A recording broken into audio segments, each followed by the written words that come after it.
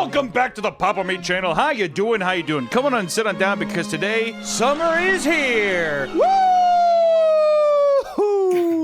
It's time to get out of the house, boo, and enjoy that beautiful weather. It's gonna get a lot hotter. The sky's gonna be clear. It's time to get out and get them tans on. And nothing sounds better than flooding theme parks all across America. Ooh, can't wait to get on some rides. I can't wait to go to some theme parks. And let me tell you, Disneyland or Disney World is no exception. That's right, we're doing another episode on Disney adult bitches, so buckle up because that's the video for today. Okay, if you don't like that, then I don't know what to tell you. Thank you, Nick.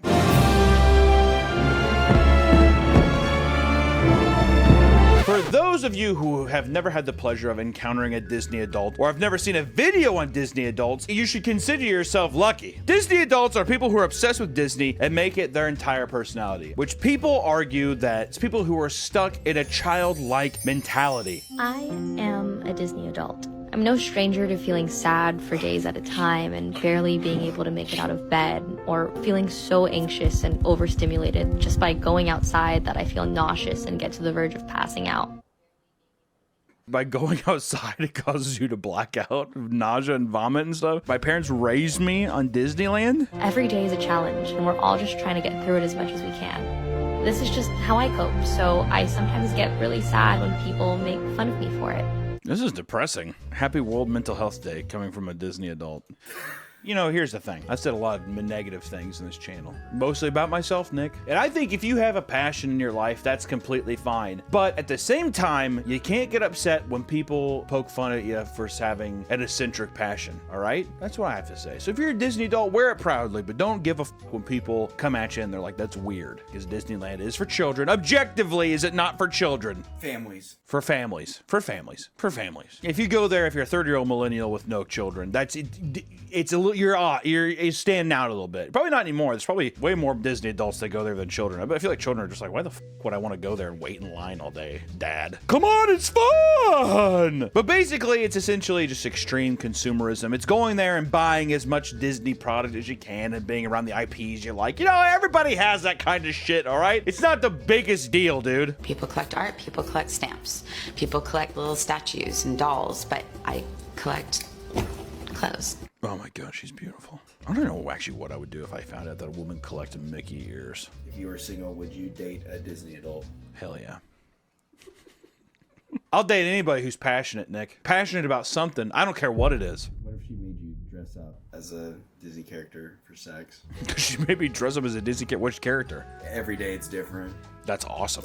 She already has the outfits ready? Yeah, that'd be awesome. Why not? Do I gotta be Buzz Lightyear? Clapping some cheeks, some Disney cheeks? But people also say Disney adults are entitled, right? They're emotional. I mean, you look at some of these things of people crying when they see the Disney castle. My God. I might actually puke. Get back a little. I might puke. Stay back.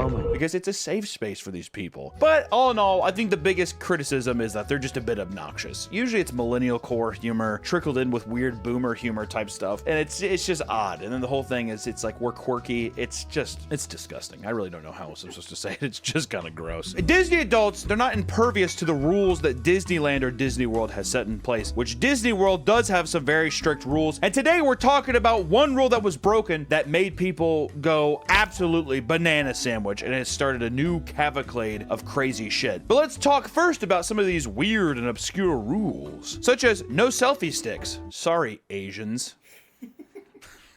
Jesus.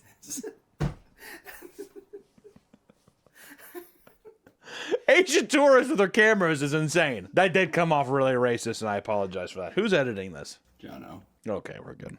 John O'Donnell. Which one guest raised a selfie stick on a ride and it triggered a sensor that is designed to alert the employees if a guest is standing up. So it stopped the ride and it caused a whole fiasco, and that only led on to other horrible shit. Also, just as general safety concern, if a stick falls off a ride, it just hurts other guests. If you're on a fucking big ass ride and someone's like, right, slips out of your hand. Uh-oh, there goes someone's fucking... You probably couldn't die from that, could you? You think so? If it fell off the Matterhorn, you know, spinning right into a newborn's head. Yeah, a newborn's soft head, a newborn's clay-like head. Just right in the fucking temple of a tiny child. Another big rule is no wrapped gifts. I mean, dude, use your head, dude. No wrapped gifts, because you can be like, well, I want to wrap this and give it to someone as a present. What if it's a bomb?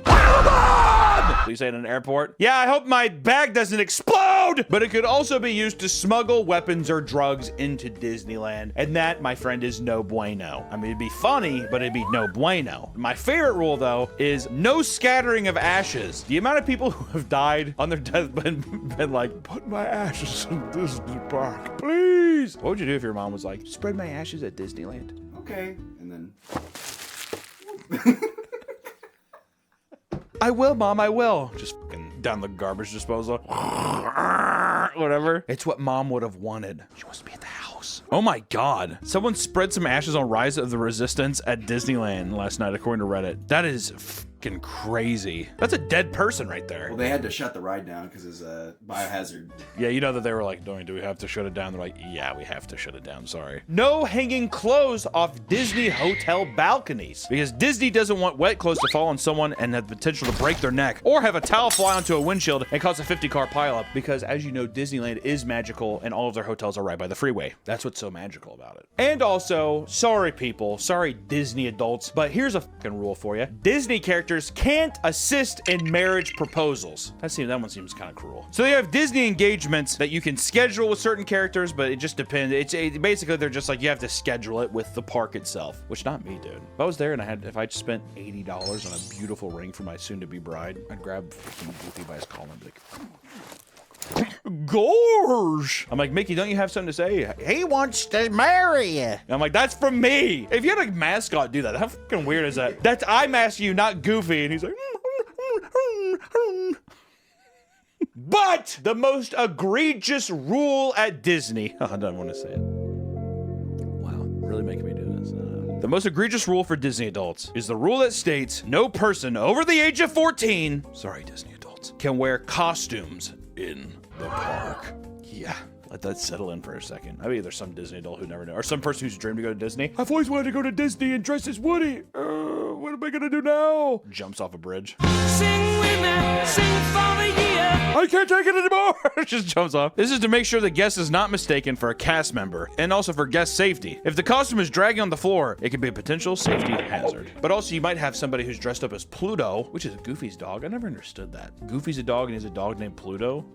Don't get into that can of worms, dude. I don't want to get in that can of worms. If Pluto came up and he's just like, I'm Pluto! And a person's just like, oh, hi, Pluto. He's like, why don't you come over behind that tree with me?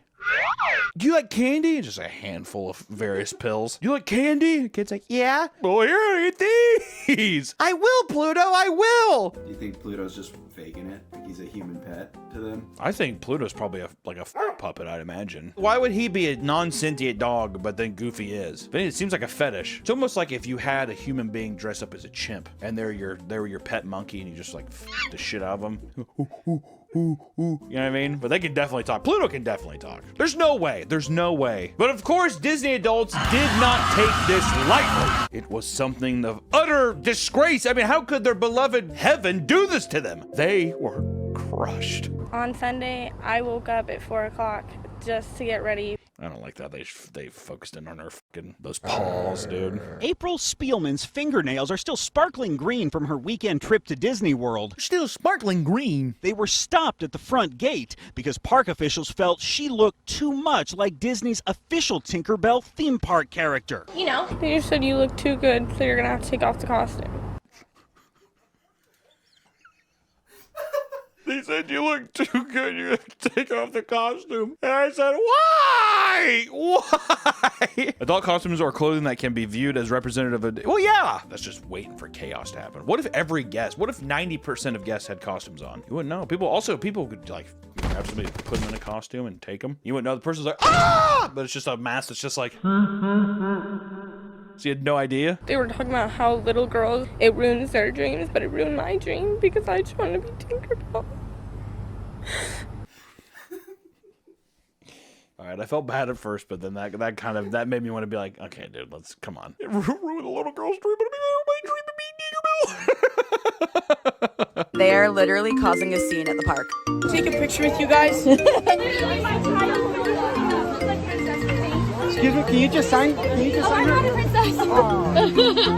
This is actually just proving Disney's point of like why you can't show up, because you have tons of people being like, can I take a picture with my daughter? Let's take a picture. And also the whole time she's just like, oh my God, I'm not a Disney princess, even though I look just like one. This is my dream. Is it going to turn down all you plebeians, all you fucking weirdos? There's gotta be a power trip to that too. Oh yeah. No, sorry, I can't do it. I'm not really a princess. I know I look like one. I'm as dainty and as perfect as a princess as you think, but I'm not actually one.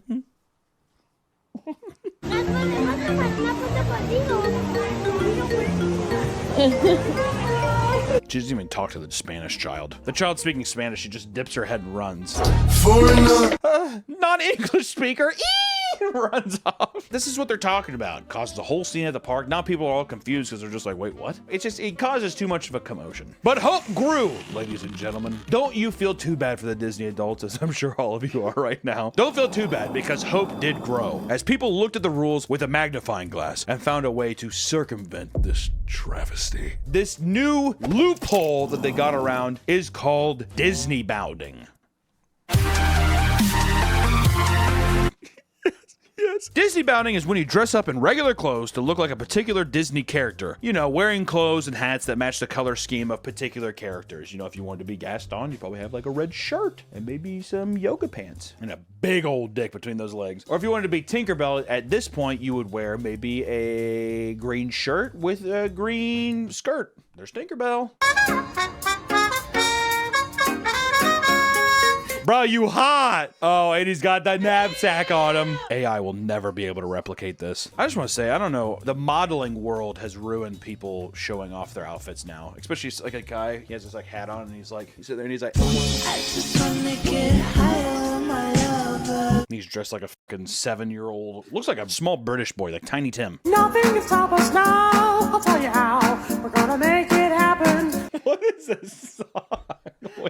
Wait, I gotta hear it again. This was like, why the birds of the bees sing. Nothing can stop us now. Nothing can stop us now. Like how this song is just about Mickey, like either fucking or eating pussy somehow. Nothing can stop us now. And the guy's just in the park like, let's take a ride. I like also the top comments like, this song. And he's like, it's a vibe. It's a vibe. Yo, girl, you mind if I put on some big cartoonish white gloves and finger that pussy? Gosh, Maxie, you're so aggressive with the women. All right. With Disney bounding, now Disney adults can live out their wildest fantasies and dress as their favorite character as long as it's normal clothes. But what is normal? Are my Jedi robes normal?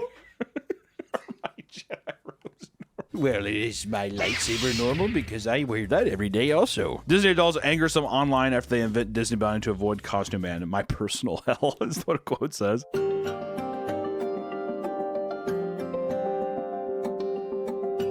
What character is this even fucking supposed to be? Is this supposed to be Minnie? There is no way to... What is this user interface? What if Fox News can herself? My God. Which is just weird to me because here's the thing. People like to play pretend all the time. Who doesn't like to play pretend? But to me, it's like the obsession, the fascination to just have to skirt around this one rule that you simply cannot enjoy the park without like, you know, I really got one over on him. Feels so weird to me. Doesn't it feel weird? You have to just go against this rule. If I don't show up as the Mad Hatter, then I don't know what. I can't go to the park if I'm not the Mad Hatter. I just refuse. I can't do it, Mom! Or Denise, whatever your wife's name is. What do you think? The guy cosplayed as the Mad Hatter, what do you think his wife's name is? Cheryl. God, Cheryl is a bad name, isn't it? Cheryl. What a bad name. You know what's weird, though? Don't mind Carol. Why is that, Nick? The shh. Yeah, that's what she's doing. Hey, Hunter. Shit, my name's Cheryl. Cheryl. I'm like a giant Mad Hatter hat on. I'm like, you okay.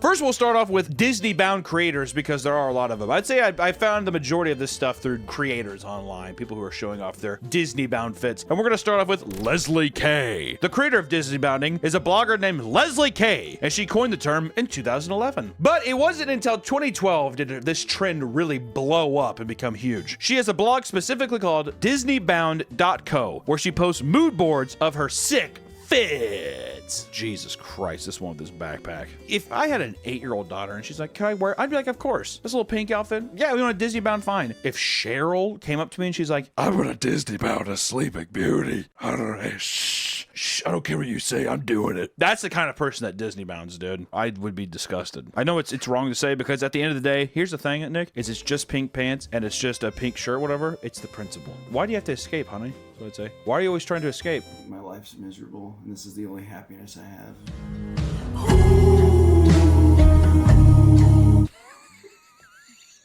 You know, you saying that actually made me be like, well, okay, well, then go ahead and dress up then. If your life is that miserable and that's the only ounce of happiness you have, then I guess. Well, I'd be like, oh, could we, I don't know, could we work on it? Could we try to, like, get you some... No! Cheryl, calm... Cheryl, calm down! No. You know what's weird is that if you did approach it in a respectful way, we're like, okay, well, where? But let's, like, try to work on it. And if the person was like, no, that's when you would have to be like, I can't do this. There's no conversation to be had. She also runs an Instagram and Facebook page with over 10,000 Disney adults, baby. She is still very active and posts pictures of other users as well. So I would say she's somewhat of a guru, like a prophet almost. March is the official month of Disney bounding, and she has a 30-day challenge where each day you have to wear a different Disney bounding outfit. And also you have to pay for 30 Disney tickets. Or is it just not in Disneyland, it's just in your life? It's anywhere. So it is anywhere. I think there are people who will do the challenge where they'll go to Disneyland for 30 days straight. When we went to Disneyland, it was probably like $50 for a ticket to get in. Really? I thought it was way more expensive. Oh, really? Let me see. Oh, I was wrong. So it's 96 to 194 for a day for a regular one. So let's just say it's $200. 200 times 30, what is that? $6,000. $6,000 people paid. That's 30 different outfits they're paying as well. It's a lot. But there's also Dear and Darling, which they're big on Instagram and TikTok. Dear and Darling are a middle-aged married couple consisting of a wife and her husband. Let's see what Dear has to say about Disney bounding. I define Disney bounding as dressing in regular clothes that allude to a character. I really don't like the word allude there. Wearing regular clothes that allude to Disney characters. I don't know what it is, but allude feels so dirty there. We're alluding to this. She's like immediately in blackface. Dear, no! No! One of the top comments, is this healthy? That Disney photo, that Mickey and Minnie photo, that should be illegal. I mean, dude, come on. But a lot of people enjoy celebrating these beloved Disney characters by dressing in clothes that emulate that character. I really hate the idea of celebrating. I know we've been saying a lot of shit about cults lately. It feels very culty of like, we celebrate Simba and we celebrate Mufasa. And it's like, he's a fucking fictional character. What are you talking about, man? This is achieved mostly through color blocking. Oh, I'm not gonna lie, Nick. She got a dumpy? I don't think Disney bounding should be all bad, huh? Ooh, whoa there. Hey, ho, ho.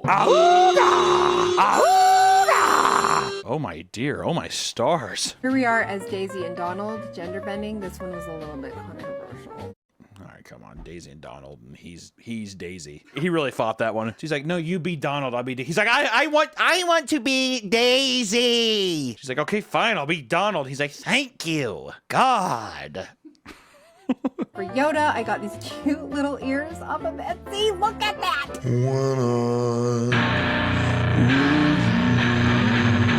The kids are just like watching kick streamers and stuff, and they're just like, why the fuck do I have to go to Disneyland, dude? I just want to watch a guy play blackjack for 7 hours. You Disney bounded before. Yeah, the Renaissance Festival? Yeah, I was a giant baby Yoda, which it was supposed to be ironic, though, dude. You had fun. No. You had a good time. No, I didn't. I was hot the entire time. I walked around like a baby. I didn't like it. I was green. I didn't like being green the whole time. But Dear and Darling, their whole thing is that they make Disney content and they give you good tips and tricks on stuff to do. And they also show you why they love Disney bounding and what it is. But they are always at Disney parks, is the weird thing, though. And they have like fucking 12 children. I don't know if they're Mormon or what the fuck's going on there, but cheaper by the dozen, literally. And they're all dressed up and going. And it just makes you think the returns must be fucking sweet. They could be at Disneyland that much? God damn, dude. They have to also be local. They gotta be local. Which if you think, you know what, good for them. Hey, get the getting while the getting's good. Shit, I did. I tore that son of a bitch up like a cobbler's salad. And you know what? I don't want to be this guy, but I'll speculate a little bit. I bet you the kids don't like it. People do speculate that they are family vlogging, but they made a response very adamantly saying that they're not. But in my opinion, and this is something I'll say true, is that if you have your kids in a video for content in any kind of way, more often than not, it's family content, right? Bryce, to the back! Garnt, go up there. Garnt, go up there! Go up! Grab my husband and I'm like, Sneaking fentanyl into Disneyland. fucking slap my kid's head. We're gonna have... We're gonna have to edit you out in Lightroom afterwards. She's like, just use Photoshop. She's like, hurt my hand. But it's weird with their channel though, is that half the time they're not even Disney bounding, they're just in full-fledged costumes. So I wonder if at Disneyland, if they're just like, they're so well known, they're just like, we're coming in. We will come inside here fully dressed. And he's in a Sweeney Todd outfit. Like, sir, you can't dress up as Sweeney Todd. There's blood stains all over you. He's like, swing your razor. Okay, well, I'm not gonna go into that. We're not gonna go into that joke. Here's a tale of Sweeney Todd. The Darling side of Deer and Darling, which I assume Darling would be the guy? Darling? He's a deer? Who's the deer and who's the darling? Whatever. The guy, the husband, is very into it, and he's constantly being harassed in the comments for being gay. People speculate it, and their fans fight back and forth as well about this man's sexuality, even though he's had to at least have sex with her 6 times that we know of. Who knows, dude? Maybe there's another Prince Charming.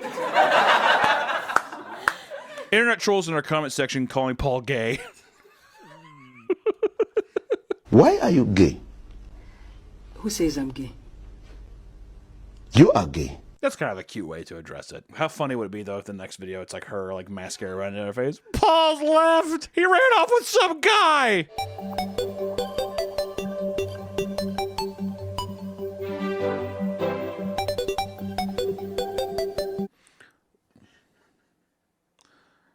There's a lot going on in this right now.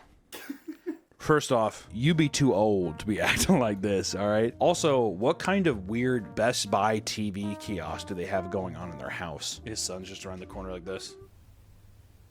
Watch his dad do all this. Daddy's dressed up as the piggy bank from Toy Story. The kid's just like...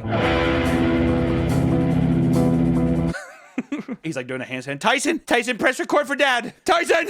Tyson, press... The kid's just like...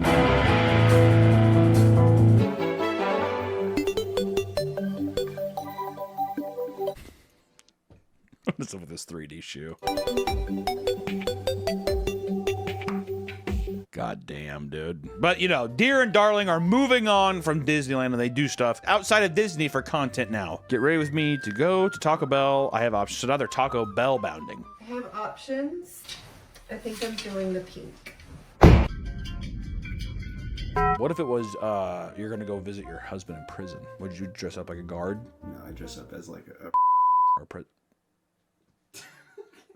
Next up, we have Jeremy Singh, which Jeremy Singh is known for his elaborate makeup and costumes, and it's gotten so far beyond Disney bounding that, I mean, they're just costumes. I mean, it's eccentric pageantry. Because I would say Disney bounding is casual. Like, oh, I went to H&M and I picked up some shorts or whatever. You know what I mean? Jeremy, I think he's gone a bit far. I don't know what that is. Fancy as shit, though. This is... Imagine going to the bank with this outfit on, dude. I've got the shoes, I've got the dress that makes me a princess, I guess. I think all these Disney bounding people saying that this isn't Disney bounding, I think they're fucking jealous because old boy has some taste. You know what I mean? Everyone else is just, oh, I'm gonna show up with a fucking tweed suit. This motherfucker's got a little bit of class to him. Next up, you have May the Force Be with RJ. I would say he's probably the most wholesome. Generally, people like this guy the most because this feels like true Disney bounding. This guy is taking things from his house and making outfits and stuff for social media. I would say he's a genuinely liked person on the internet. I really don't see a lot of hate comments about him. He seems like just a guy who's just like, hey, this is what I'm doing. This Frozone one, I'll be honest, so I cannot tell if he's doing blackface or not. Does it look like his face gets darker in this or what? Or am I going crazy? Is it just a lighting shift? Look at this.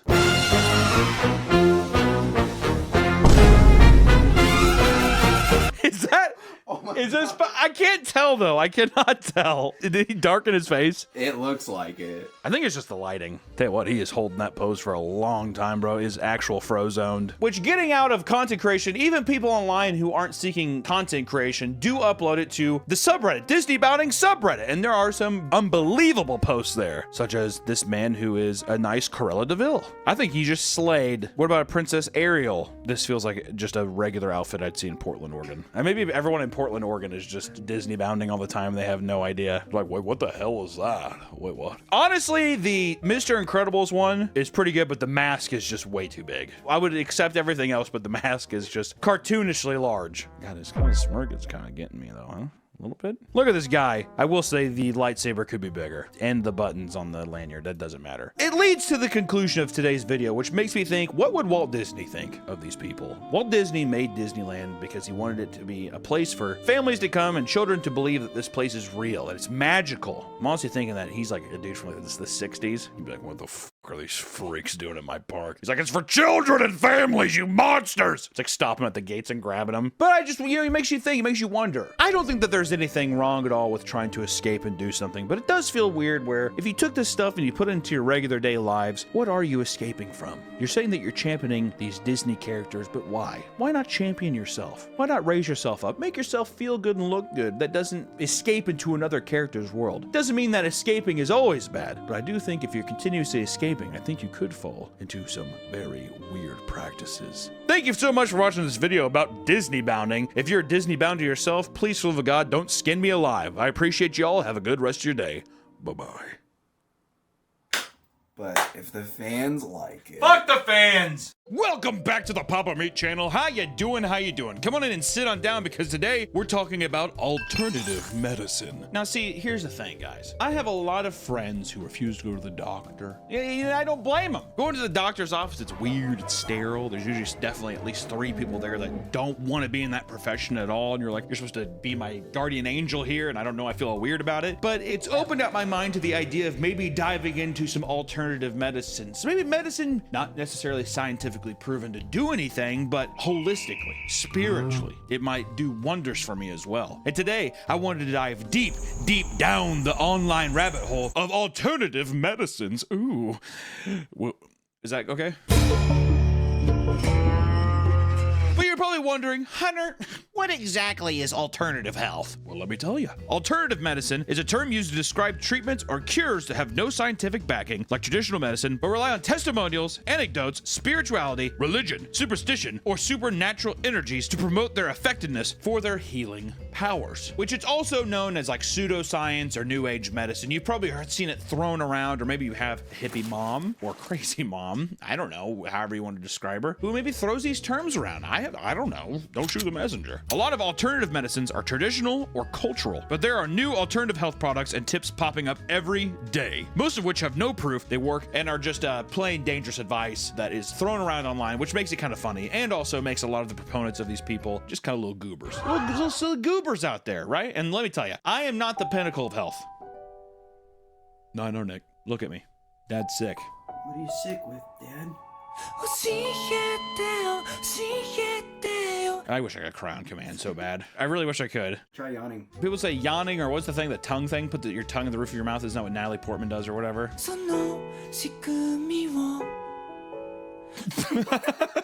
I thought I was gonna just say. Which, because alternative medicine is a new way of thinking, people are also very susceptible to getting in information because they don't trust big government hospitals where people spend a lot of money, like the biggest scam on earth, which is health insurance. The deductible I have on my health insurance makes me want to jump off a bridge, and then I would be in even more trouble from the damage I did from jumping off the bridge. I'd be paying even more out of pocket, Nick. So now you have people like alternative medicine gurus and other people selling kinds of products and practices on online courses or weird medicines. Would you put Liver King a bit in alternative health? He's on the list. Oh, he's on the list. Oh, I'm excited. Spoiler. Yeah, a little spoiler. But it just leads people, you get like people like the Andy Elliots, you know. Is Shannon Blake back on this list? Well, she probably believes in alternate. Yeah. You're damn right she does. She's going to have to pop back up on the list sometime. Alternative medicine gurus prey on the fears people have of modern medicine and doctors by providing them with an alternative to having go to the doctor. So people who don't want to go to the hospital, people who don't like doing these kinds of things, they get their health advice on Instagram. Because they know better than the doctors. Because they do know better than doctors, because maybe a guy has a cool tribal tattoo. Maybe he's a skinny old guy and you're like, he's really old and I'm really fat, and look how skinny and healthy he is. He's got to know something, right? And I don't want to say that all of these people are bad. Probably the majority of them are just giving like healthier lifestyle tips, right? I don't think everyone who believes in alternative medicine is a fucking monster or anything. We will be going into some people who are a little gooby, but we're also going to be talking about some people who are just doing better practices, but maybe they're just kind of funny. I think that's fair. But worst of all, peddling alternative medicine can lead people to delaying treatments for diseases and illnesses that are very easily curable. So it's just like maybe believing in some of this stuff could be a very simple fix with where modern medical practices are at, or even like medical technology. But because you maybe believe in something, isn't that what happened with fucking Steve Jobs or something? Even Steve Jobs, the co-founder of Apple, died due to not receiving treatment for a very treatable form of pancreatic cancer, and instead tried alternative medicines that did not work until it was far too late. For 9 months, he refused to undergo surgery for his pancreatic cancer, a decision he later regretted as his health declined. Instead, he tried a vegan diet, acupuncture, herbal remedies, and other treatments he found online before finally having surgery in July of 2004. But it was too late, which, you know what? That's fucking admirable. Steve Jobs being a billionaire and being at the hub of technological civilization is just kind of funny. On his deathbed, he was crying. Please, please. On Steve Jobs' deathbed, that motherfucker was like shaking, he had like apple in his hand. He's like, now, Tim Cook, whatever you do. Oh, this is so good. God damn it, that's good. He says, don't make another color of the iPhone. And I loved how that was like a huge practice with his forever. And as soon as that bitch died, Tim Cook's just like, we're going to do the whole goddamn rainbow. Because he's gay. Is he?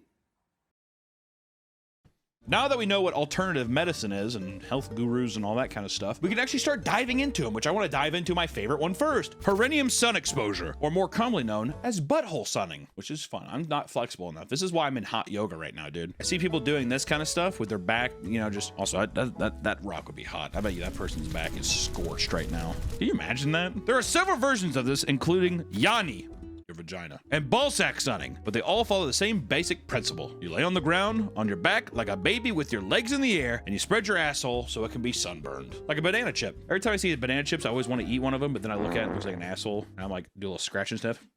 And I'm like, They claim that because your asshole doesn't get as much sun as the rest of your body, spreading it towards the sun for only 30 seconds is like the equivalent of giving yourself 8 hours worth of sun exposure and vitamin D. Put your legs up, have your asshole wink at the sun for 30 seconds is the same as being outside for 8 hours. We have a guy here who's going to tell us a little bit about it right now. Okay, here we are, guys. You guys ask about the butthole sunning all the time. And this is another one of my practices. Which I do like the idea of like a guy talking in this way and his asshole is just completely spread open. Do you think if you fart while you're butthole sunning, do you think it smells worse or better? Oh, that thing's gonna be cooking. Like a hot fart? Yeah, it's gonna be a hot fart. It's bacon in there. Yeah, your asshole spread is like, it's just like, it does one of those, shoot it like a gun at somebody. Ancient Taoists practiced perineum sunning because they believed the root chakra is the gateway between spiritual life and death. I do love the video here of the guy who's spreading his ass and his wife. At first it looks like she's like blocking her, like blocking the view, like she's like, good God. And the guy has no emotion on his face either. He's just like... People claim that it helps with things like your circadian rhythm and sleep, increased libido, a significant spike in vitamin D levels, and mood boosting, cleansing your genitals or bad energy, and somehow, quote, attracting success and positivity. You know what the attracting success and positivity is having the gall, the gumption to get on your back and be like, look at me, God, is what it is. It's almost like, I don't know why, but my mind is like looking at God, but doing one of those like old-timey cowboy spits into one of those cans. Yeah, that's what you're doing to him. Hey, God. Hits his eye. This is what it feels like. Unfortunately, once again, doctors have said that all the beneficial claims that perineum sunning does are false, and that any health effects are just related to you being in the sun and getting some vitamin D exposure. So I think he's basically saying the scientists are like, you're just outside. You're gonna get it anyways. Here's the thing too, and I might have to try it sometimes if I lay in the sun. Do you think your asshole just feels better cooked? If it's in between some cheeks, it's always kind of warm, right? But if you cook it and you put it up, is it almost like having a hot potato and then wrapping it in aluminum foil and saving it for later? You got a little sweaty. That's what I wouldn't like. If I went out and I had sweaty soul, I would have like a handkerchief and I would dab it. I take off my underwear later and it looks like just like a starfish was just sucking on the little bits of my underwear, my Hanes underwear. There's also a risk of exposing a very vulnerable part of your body that never sees sun to direct sunlight for an extended period of time, which can actually increase the risk of HPV-related cancers. Josh Brolin, Thanos, tried it and said it burnt his pucker hole and ruined his plans to go shopping with his family because he had to ice his asshole for several days. Oh, Josh, you silly. You're such a silly fuck. Jeez. I know, that was aggressive. But on a similar note, we also have yoni steaming, which is the practice of sitting over steam with herbs in it to clean out or cleanse the yoni, or AKA your your vagina. Your pussy, your whispering eye. Yoni steaming helps with menstrual relief, postpartum recovery, and increased circulation. Dude, I tell you what, I would, if I was a girl, I would fucking steam. Postpartum, I just shit out a baby. I'd want a little steam. Also, I'll tell you what too, whenever I see like those air humidifiers putting up the stuff in the air, I always put my face over it. So if I was a girl, I'd be like, I want my pussy in that. I want that in me. I want that in me now, is what I'd say. Get that in my guts. What's up, ladies? I'm Tiara, and today I'm going to teach you how to yoni steam. I really don't like when people say kitty tip. Just say pussy. Kitty tip, steam before your cycle to reduce menstrual cramping and lighten flow. What if I want heavy flow all the time? Then you are the minority. Hey, ladies who like a heavy flow like they mans, rise up. There are a variety of ways to yoni steam, but today I'm going to use my seat that's on my website, prettykittyllc.com. All right, I gotta tell you, the VHS filter they have on this video, and then it's just like on a rug. And this, I mean, this looks like a torture. This is definitely either a BDSM thing or a torture chair. Just a toilet seat chair on carpet is just foul. On carpet is just wrong, dude. Gonna have a couple hound dogs over there sniffing around. Better not bring the basset hounds over. Woo. After you bring your water to a boil, you can go ahead and pour your herbs in and let your herbs simmer a bit and come to a boil. You're making kimchi. Doesn't it look like kimchi a little bit? A little kimchi steam in your pussy? Why not? Just the amount of carpet in this video is I'm just like, this is just gotta be the smelliest house. Just steam all in the carpet, dude. I mean, just baked in. The guys from Febreze come over and they're like, I don't think the 99.9% of odor is getting destroyed in this house, dude. Looks like bone broth. A little bone broth in your pussy. And it doesn't need to be too hot. You want to make sure that it's tolerable enough for you and your kitty. I want to see people who are like, the steam, I'm putting it in me. To take a little baster, a little turkey baster, that'd be me. If you did this to your asshole, would that be any different? Because you have chronic diarrhea all the time. I don't know, when's the last time you've had a solid poop? 6 months. Actually? Literally half a year? You serious? Yeah. Why don't you eat some fiber? Right? Won't that get, doesn't that get your shit a bit thicker? Fiber loosens it. Oh, loosens it. I don't know. Fact check. Yeah. We don't have internet. Yeah, no wonder you're issue. But there's also the yoni egg. Another yoni treatment being peddled is the use of something called a yoni egg. Is it yoni or yanni? I kind of like yanni. I think it's Laurel. I like yanni though. We're gonna say yanni, which is just a rock you shove up your cooter. I also like cooter. I prefer cooter over kitty. If I'm being honest, I just don't like kitty. They are believed to enhance sensuality, strength, and healing. They are made of various crystals like clear quartz, rose quartz, and jade. Each crystal has its own specific use. They are used to strengthen the pelvic floor muscle, increase natural lubrication, and increase sensation during intercourse. Natural lubrication, you know what that means? No. I don't either. So. But some of the cons of the yoni eggs is that sometimes you can have risk of infection and painful sex. Also, they say if you're pregnant, do not use a yoni egg. I say if you're pregnant, you gotta use a yoni egg. Use a yoni egg as soon as you can, all times, every time. You're supposed to walk around with a yoni egg in you? No, you're like supposed to lay down and like, there's a video of a girl saying your body needs to accept it.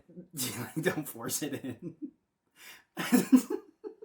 What videos did you watch for this video, dude? I think it's the 4 basic yoni egg. You downloaded it for this video to watch? Yeah, she does it on TikTok. Also, she like puts it in through her pants. It kind of looks like a butt plug. I think my dad had some of these. My dad had a bunch of yoni eggs, but they're strung together and they were just in his sock drawer. I don't know why. Maybe my dad probably has something. It's not, yeah. Once it's in, you can start with some pelvic rocks. Inhale to lift your egg and rock your pubic bone up. Dude, sometimes I wish I had just a cooter, dude. Well, if I had my yoni egg would be like a dinosaur egg. I'd be like, and all my gutty works falling out with it too. Jesus. I don't feel particularly good. We could cut that out of here. Which, if you are wanting designer yoni eggs, luckily Gwyneth Paltrow with her company Goop sells yoni eggs for $66. But Gwyneth Paltrow's company was fined $145,000 for false claims that it was good for you and that it did anything. In court, they said it didn't. So I don't know what I'm supposed to tell you. I still advocate the yoni eggs though. Gynecologists and doctors tell people not to use them because they can be dangerous and can actually damage pelvic muscles, which is the opposite of what they're claiming to strengthen. They're saying, oh, put some eggs up your yoni. Hey, put some eggs up in your kitty. Meow. I also read somewhere that like if you have vagina-itis, don't use a yoni egg. What the fuck is vagina-itis? A type. Laurel. Really? Yeah, I dated someone with that. We don't have to include that. You actually didn't even need to say that right now. My God. It's very painful for her.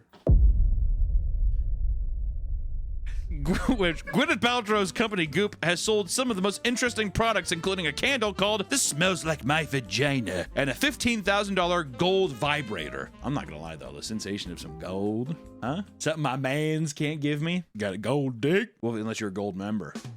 Not bad. But if maybe shoving plastic eggs that break down your pussy muscle isn't for you, then maybe you can drink some piss tea. We're going into piss therapy.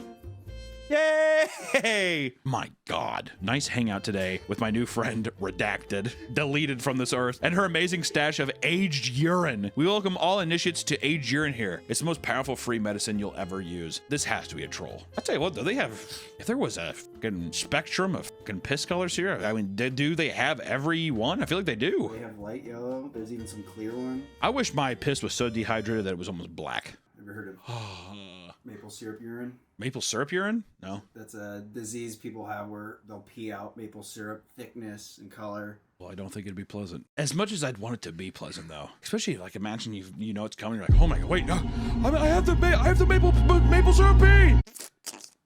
Could you imagine aging that though?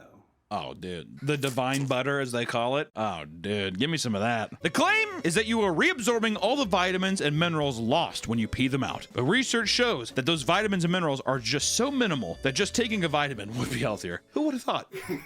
Instead of drinking your piss, just take maybe a Flintstones gummy. I don't know what I'm supposed to tell you, dude. I got guys just like, well, just think about all of the gold we're wasting here. There's a guy who would eat his diarrhea and drink his piss on YouTube. Online, I don't know if it was on YouTube, but it was disgusting. Matt showed me it one time. Rat Watson. Oh, I thought Matt Pat. Yeah, Matt Pat, the game theory. Can you get more vitamins by drinking your pee? It's just a theory. Also to know, urine is a waste that the body just filters out. So you're already getting all the good. This is literal waste. Anybody who's get you in to drink pee for health benefits, you Maybe your body like missed the good stuff though. yeah, well, what's f***ed up is I'm thinking of the show Gold Rush, and it's like whenever their machine breaks, they let all the gold get off top of it. So it's like, how do you know your body's optimally absorbing the vitamins, Nick? It's like double filtration. You pissed it out your tiny pee hole. And here are some of the proposed benefits of drinking urine. Detoxification. What does that mean? What the hell does that even mean? Are you a mutant? Are you going up to fucking Chernobyl victims and giving them urine? What the hell are you talking about, Nick? What is detoxification? That's just like, you know, if you drink like plum juice. No! What are you talking about? If you drink plum juice, what is toxified, dude? I want to know. It's releasing the toxins. Releasing the toxins in your bodies. Yeah. That does not seem right. I don't know if I agree. All right, immune system booster? Maybe. Well, probably because it's like you're drinking something so horrible for you, your body's working overtime, and they're like, we need more men. We need more men. And healing properties. On the list, it just says healing properties. They're like, wait, there are some healing properties. We're not going to tell you which ones, but there are... but there are ways to heal yourself from drinking piss, so just let you know. Skin health. Dude, drinking urine's gonna make your fucking skin brighter. You're gonna glow from drinking it? Yeah. No. You're gonna glow like urine. You're gonna glow yellow. It's like jaundice. Maybe it speeds up the process of jaundice. You get all yellowy, huh? Why this guy practices urine therapy. Even the way he drank at the beginning does not make me think that it's... If a guy is advocating for it, by now you should be used to the taste of piss. Also, that has to be Gold Peak sweet tea. That is rancid. That is brown. Look at his face. He's like... He's like, you actually lose your sight. Drinking 3 ounces of aged urine is like eating 6 pennies.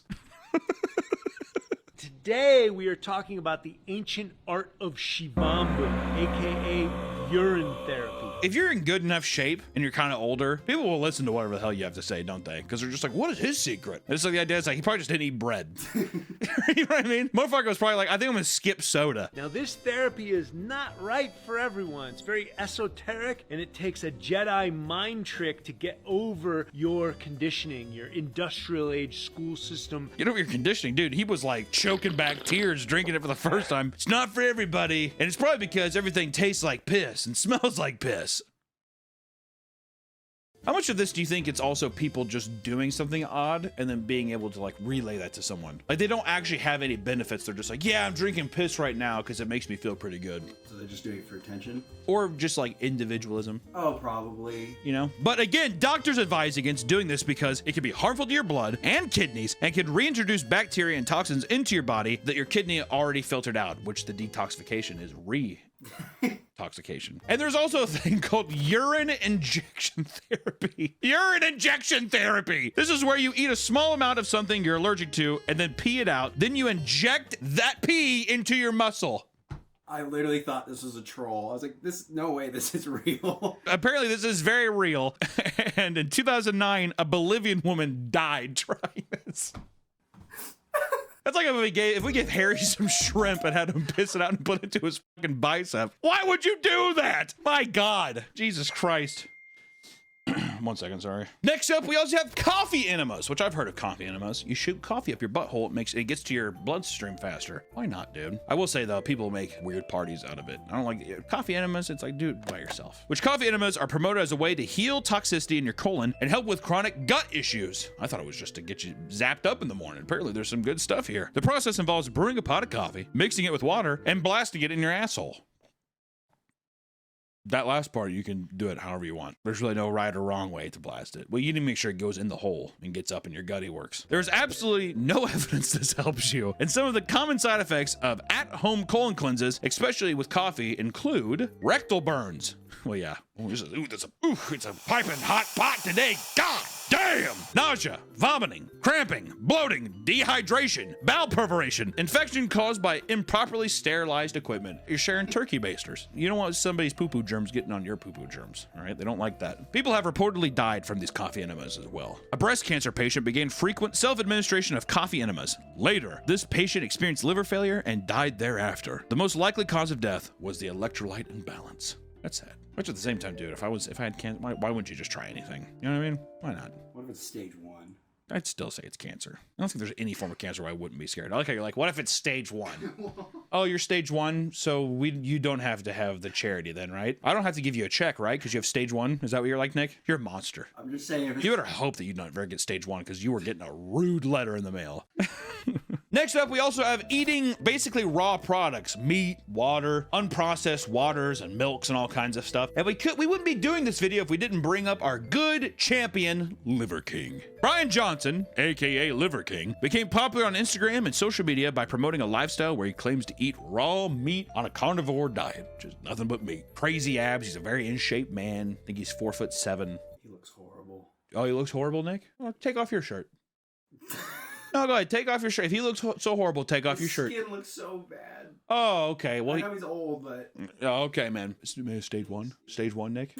He constantly denied rumors that he took steroids and attained his physique due to his diet and exercise regimen, but finally admitted that he was taking $11,000 worth of pharmaceutical enhancements, including steroids and testosterone, every month. It's a lot of guac. A lot of bread. You like how I did too non-meat related. Because it was supposed to be spiteful.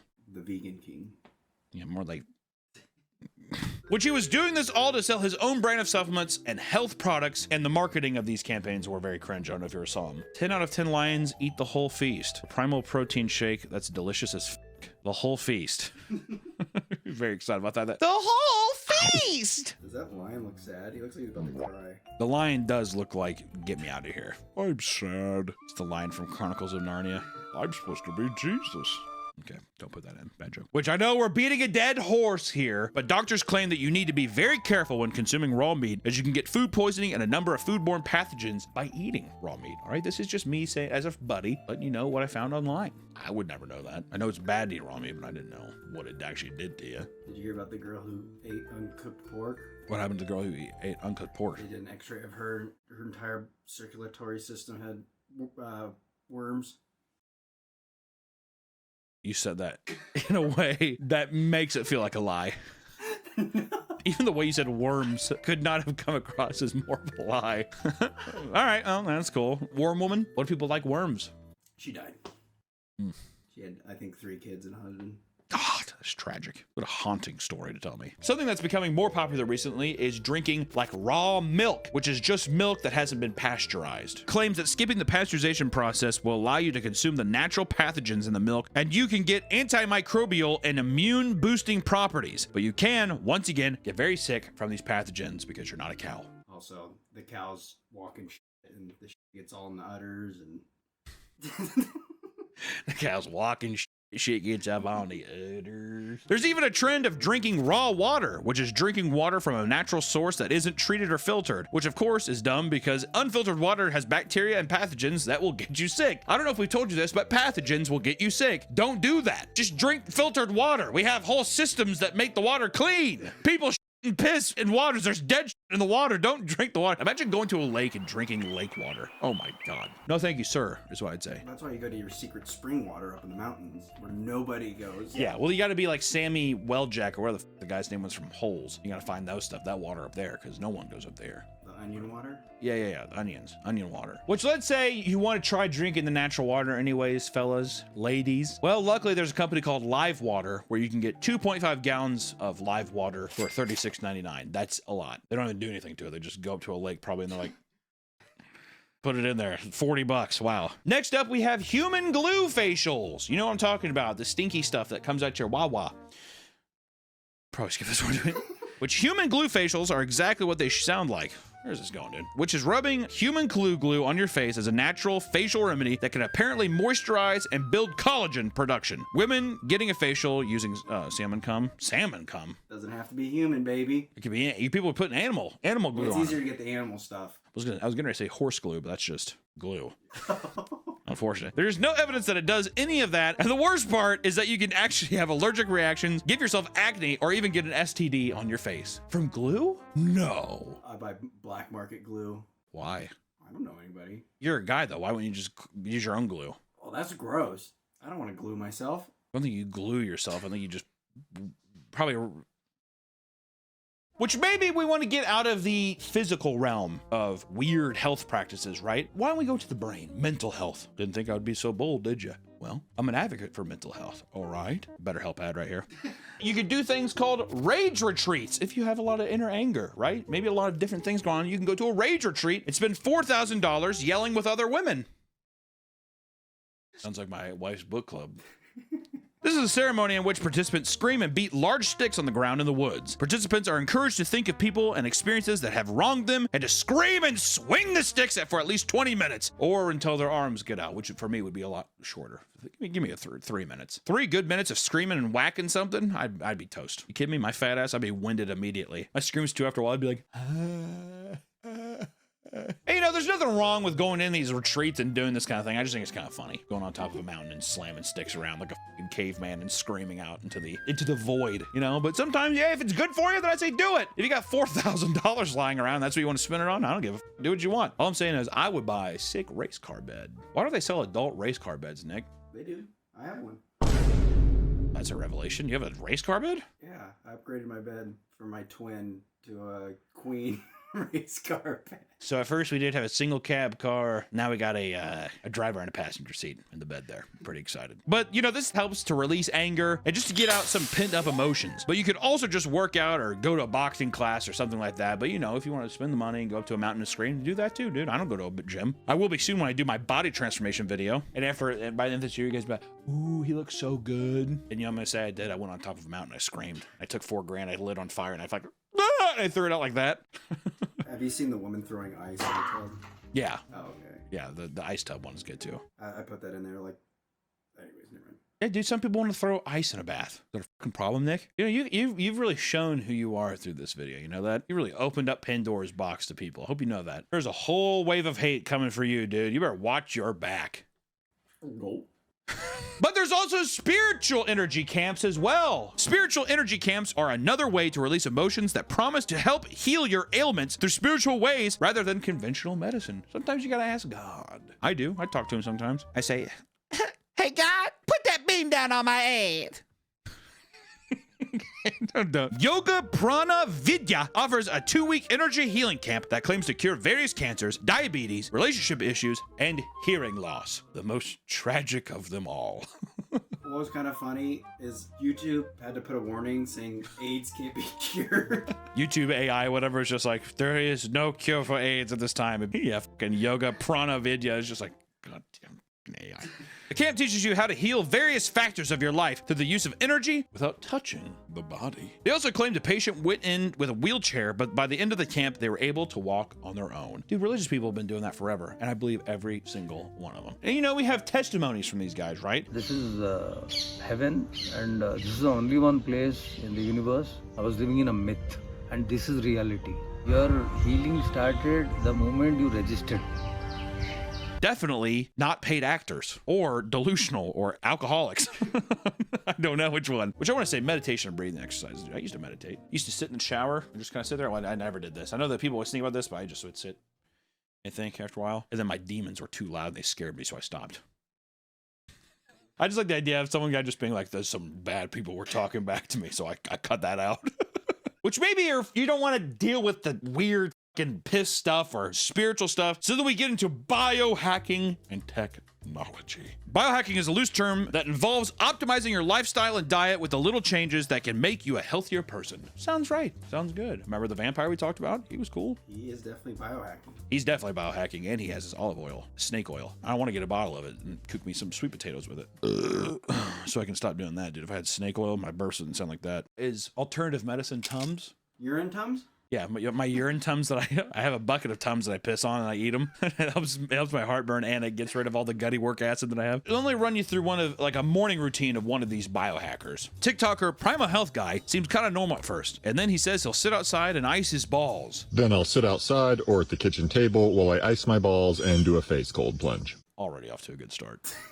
If any of my friends started telling me I've been regularly waking up early and icing my balls, I would just have so much respect. That's insane. That's like an ice bath. When people tell me they do ice baths now, I'm just like, way to follow the trend, dude. Why don't you ice your balls? Just your balls, too. Look real weird. Then he says he uses a bidet and squatty potty before sitting in an infrared sauna suit, which I will be an advocate till my dying breath. A bidet should be in every house in America. If I was president, that'd be rule number 1. Practice what you preach, dude. Where's our bidet? We have a bidet. We just haven't hooked it up, Nick. Don't push me on this again, okay? We're gonna get it in when we get it in. My asshole is dirty. Oh, I know. I go in your bathroom after you. Let me tell you, I can tell that asshole's dirty. Good God. Don't want the water bill going up so high because I feel like you let that bidet ride, dude. There are also grinders. And I'm not talking about the homosexual dating app where you can elicit sex in public places with random men. If I was gay, I'd be on it. I just flashed my user. These grinders are people who enhance their bodies with do-it-yourself cybernetic devices or by introducing biochemicals. Like one guy here is getting night vision eyes. The grinder injected chlorophyll-like substance called Chlorn E6 into his eyeballs. Following the procedure, the grinder's eyesight improved at night, but the very next day, his eyesight returned to normal. That picture is crazy. Also, does that not look like Jesse Plemons? Oh, yeah, it does. That looks just like Jesse Plemons. I was more focused on the... Yeah, the guy getting the syringe, I was actually like, I don't want to look at that. Makes you think of like some Clockwork Orange shit. Which then next up, you could also human glue retention. Am I right, boys? AKA NoFap, which also NoFapping is a form of biohacking, boys. Okay, I know we've already went over looks maxing, and we have a bunch of edging, gooning, munting, and all kinds of stuff, but still. There are some very clear benefits when it comes to human glue retention. Like clear skin, increased testosterone, weight loss. I bet my ass is beating my dick every day, dude. Increased muscle mass, physical rejuvenation, and a deeper voice. The joke. Okay. But because one might develop erectile dysfunction, premature ejaculation, or retrograde ejaculation, which is when human glue travels back into the bladder. Ooh, I don't know if I like that, dude. That's like the forbidden Cinnabon factory right there or something. I don't like that. Biohacking, people usually end up with some kind of gimmicky thing or trying to, you know, like we've done with the human vampire, make themselves not necessarily immortal, but live way longer than what humans should. But you do have to give them props for trying, right? I'd say that with everybody here. Unless you're a scammer type. Anybody just being like, I'm just going to try holistic, dude. The doctors. A lot of them are actually kind of like wholesome. Like there's one called the Earthing where it's just you go out into the dirt barefoot and just stand there. Yeah, I think not all of this is bad. I mean, like if you're earthing, you're just walking around without shoes on and stuff, being more connected to the earth. How the fuck is that ever a negative? That's like some 1960s old man shit. Put on some goddamn shoes, you fucking hippie. Biohacking also includes red light therapy, ice bath plunges, and meditation. Meditation's just in all of these, dude. I will say I want one of these masks. Imagine like walking up to your spouse in the middle of the night. looking at it, they probably think that they're getting fucking abducted. And there's also Neuralink. Elon Musk, the founder of Tesla and new owner of Twitter, is a big supporter of biohacking and created a microchip for your brain called the Neuralink. The idea behind it is that you would be able to use your brain to perform actions and connect wirelessly to technology, so you can just think about things and they would happen. Kind of like cyberpunk technology, but definitely not gonna work. No way it's gonna work. Very, very doubtful. It would also be used medically to restore vision to blind people or help paralyzed people walk again. Not gonna work. Snake oil salesman. I would rather just go to the yoga thing. Did you see the testimonials, Nick? Play the testimonial again. I'm okay now. There's no dizziness. Pretty hard to argue with that. They ran tests using monkeys, but all the monkeys ended up dying. Elon Musk claimed that none of the deaths were due to the Neuralink, and they used monkeys that had terminal illness, stage 1 monkeys. But reports came out and former employees revealed this was a lie. Many of the monkeys that had died were healthy prior to the surgery. One monkey, in fact, had a piece of Neuralink break off in its brain and they needed to euthanize it, while another just started shoving its head into the floor for no reason, and her health deteriorated so rapidly that they had to euthanize her as well. Despite the failed test, they implanted the chip into a 29-year-old quadriplegic man named Nolan Arbaugh. He said he could not feel the chip, and that the first night he had it installed, he spent all night playing Civilization 6. There are also videos showing how he can move a mouse and click just with his thoughts, which is actually pretty interesting and sweet that a guy can just play 6 if this is actually real. Move around, do it, whatever, and play the game with just using his mind is pretty sweet, but I feel like we haven't had it in a human's brain long enough to really know what the side effects are going to be. Have you seen the procedure, what it's done? Elon Musk doesn't want to have a human do it. It's a robot that drills a quarter size of your skull out of your brain, picks it up, injects the Neuralink, and then they super glue your skull back. So you just super glue it. You have these quarter size holes. And he was saying like you could get 6 of them. My God. Quarter size hole, and then also they're sponsored by Gorilla Glue whenever they're done. The robot like wakes you up, you're like, and they're just like, we just want you to know that we're using Gorilla Glue to put your skull back together. Okay, back to sleep. And they like hit you with a Looney Tunes hammer. Conk! Which, you know, this is the conclusion of the video, is do your own research. Do things that you're comfortable with. Be sure to just look into things. Don't just take one person's advice. Ask some professionals too. Doesn't mean everybody knows the right answers and shit, but if you're gonna do some alternative medicines, do something that's good for you and not gonna just put you in a bunch of danger, all right? Okay. Please listen to me. All I gotta say is thank you so much for watching the video today. If you're an alternative health guru, please hit me up and get me in one of your programs immediately. I'll talk to you next time. Bye-bye.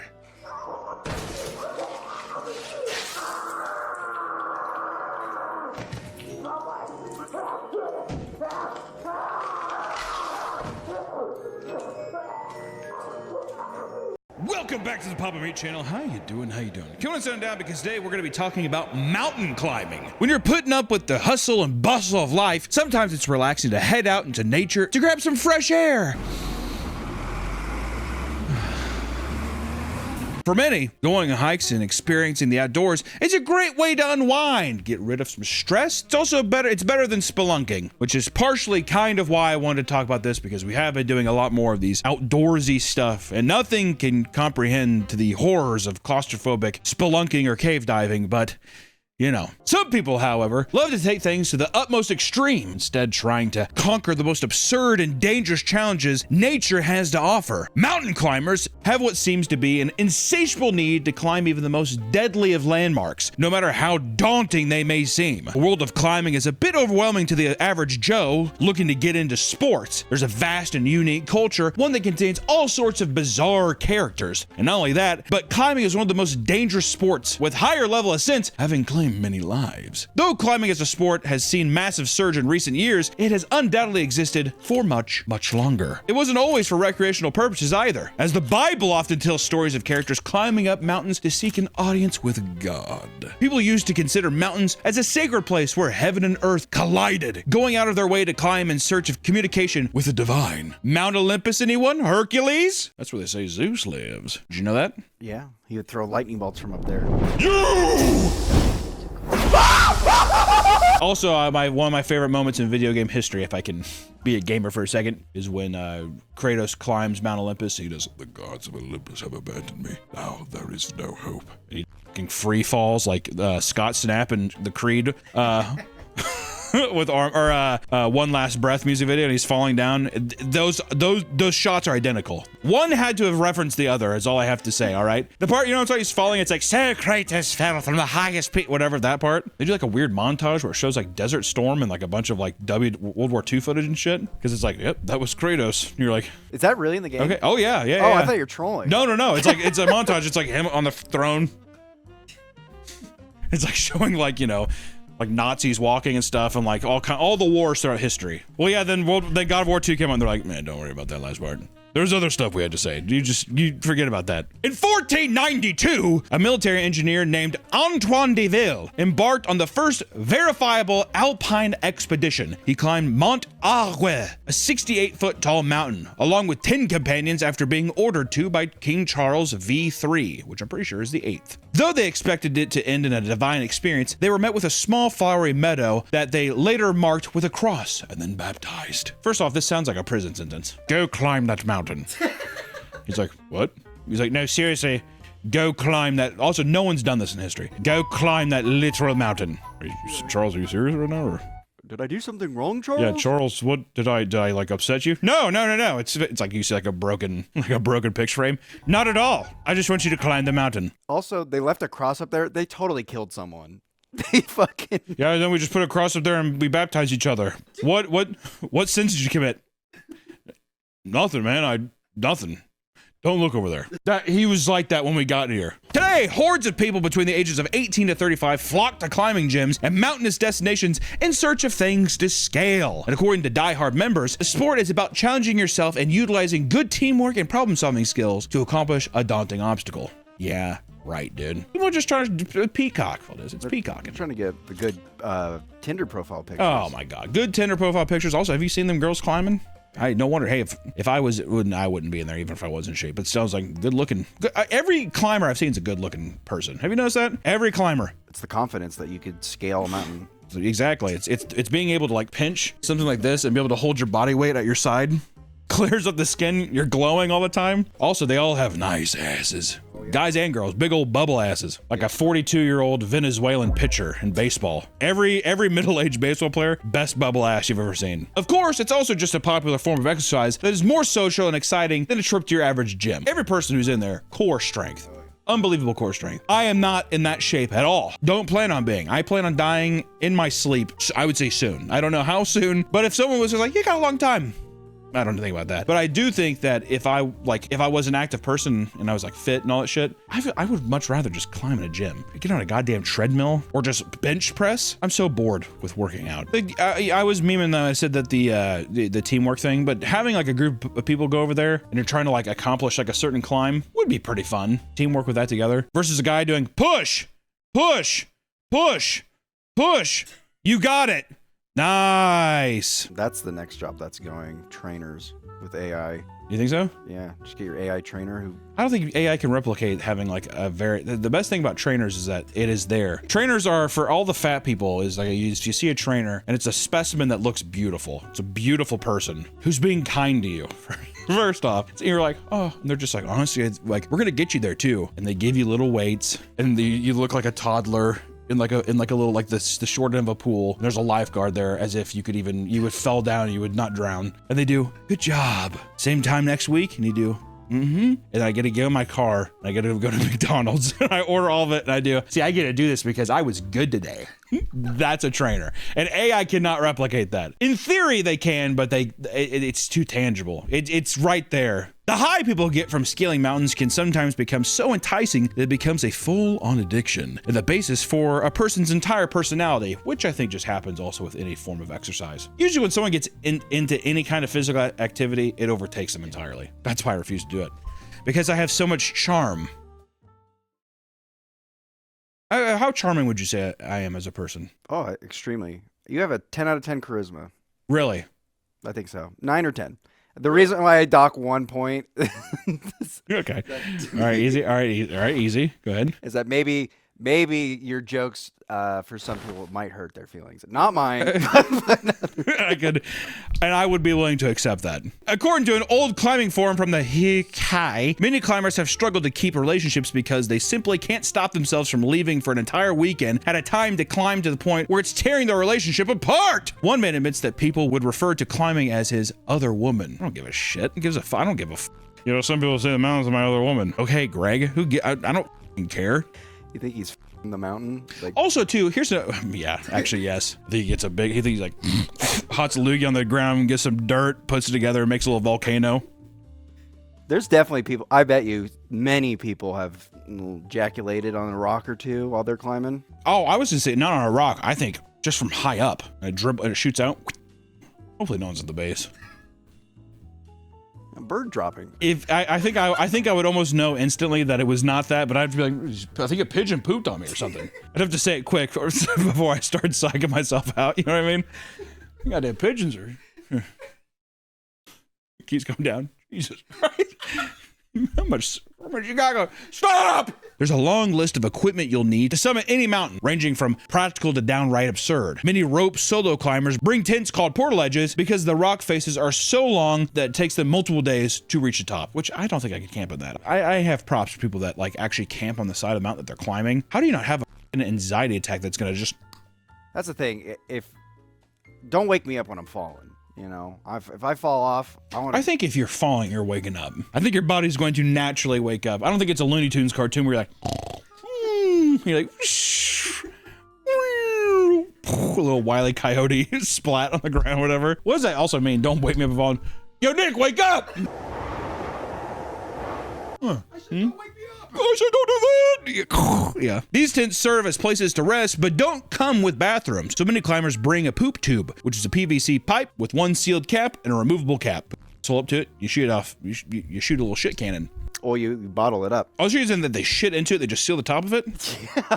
Man, if I'm doing multiple poop tubes, I thought it was a thing where it was legitimately you put the PVC pipe up to your asshole and it's just and it goes out. Then some climbers have admitted to shitting their pants mid-climb, which I would do. If I was climbing that, it was that extreme, I would wear a diaper. Maybe I don't know if it's specified to climbing, but at least adult diapers. Unless or do they not want to do that because it weighs you down? If you're struggling to conceptualize how to piss during a climb, there are tons of guides online of other people demonstrating how to properly shift it to the proper pissing position. A majority of climbers are described as very kind and encouraging, often being quick to lend a helping hand or give advice to newcomers, which is also funny that we say that right after the pissing section. Here, let me help you, buddy. Puts his leg up. Now I'm gonna put my foot there. Come up and grab the penis. Yeah, and you twist it away from the mountain. Go. On the rope. Yeah, he's done. He's like, I'm done. He taps it a bit for the dribble. Do you want to know a pee secret? Sure. When you're peeing at the urinal? Yeah. Take your fingers and press your gooch. It'll get all the pee out. Your gooch is your taint, though, right? Yeah. You're touching your taint while you're peeing? Yeah, you put it underneath and you go, the dribble. Do you do that? Yeah, it works. Works. You don't wash your hands really when I see you. I do wash my hands. Very rarely. That's why it always smells so salty. I don't really want to press my taint. It's also different for a fat guy. It's a lot more like filler and pad. It's like a mattress topper down there. I don't really know what I'm poking. Feels like Homer Simpson's like trying to like bite my fingers. It's described as a very social. It's described as a very social sport, seeing as people at a bouldering gym are often sharing a wall. Many make good friends in the process, and there are even climbing specific dating apps like Boulder or Rockbase for people who want to date people that share their passion. Is that a dating app or just a site to hook up with people to go mountain climbing? I think it's a site for mountain climbing people to or I bet you it's a thing where it's like, let's go mountain climbing.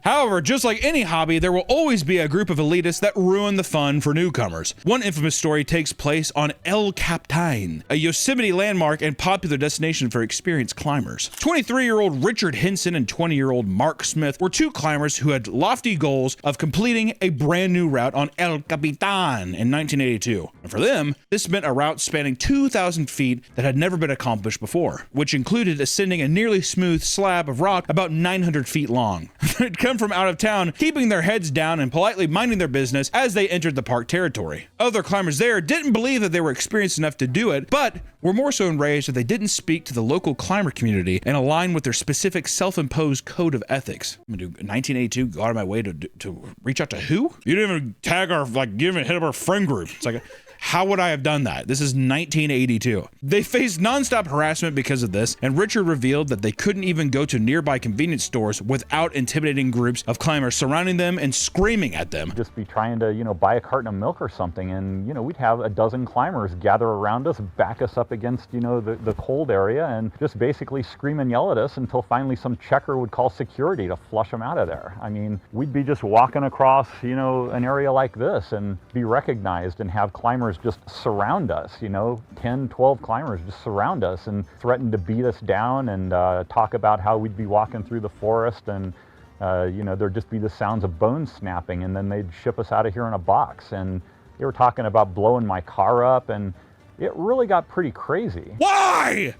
All because, you did not say hi to us. What the During their lengthy climb, they endured neighboring climbing groups cutting down their pitches, which genuinely could have gotten them killed. In another instance, a member of a group on top of them threw a sack of feces in their direction, which exploded a few feet above them. Even after a night raid in which someone defecated all over their fixed rope as they slept, they refused to give in. Mark explained how he instinctively kept pushing forward because giving up would prove he couldn't get a job done when things got tough. God, what a hero. Got me hyped. After 39 days, they were successful in completing their route. Since then, only 2 more people have completed the route, and the route has been dubbed the Wings of Steel. Do you think people that, it's probably the same thing where it's like, are they criticizing it just because they're jealous? Yeah, this almost feels like a fucking 80s movie, like the skiing movie. It's definitely the big race kind of movie, whatever. You can't do that. Exactly, that kind of deal. There are other strange characters in the climbing world, like Alain Philippe, who's known as the French Spider-Man. Not only does he rock climb, but he participates in urban climbing, repeatedly getting arrested for free soloing buildings without permission. You must have seen this. Everyone's seen one of these things before. Suction cups, or they'll even just have like rock chalk on there. I always love when like the fire station pulls up. Hey, get off there. He's like, you guys better not touch me. I'm a professional. Do not touch me. I'm a professional. You will mess me up. All the comments are always just like,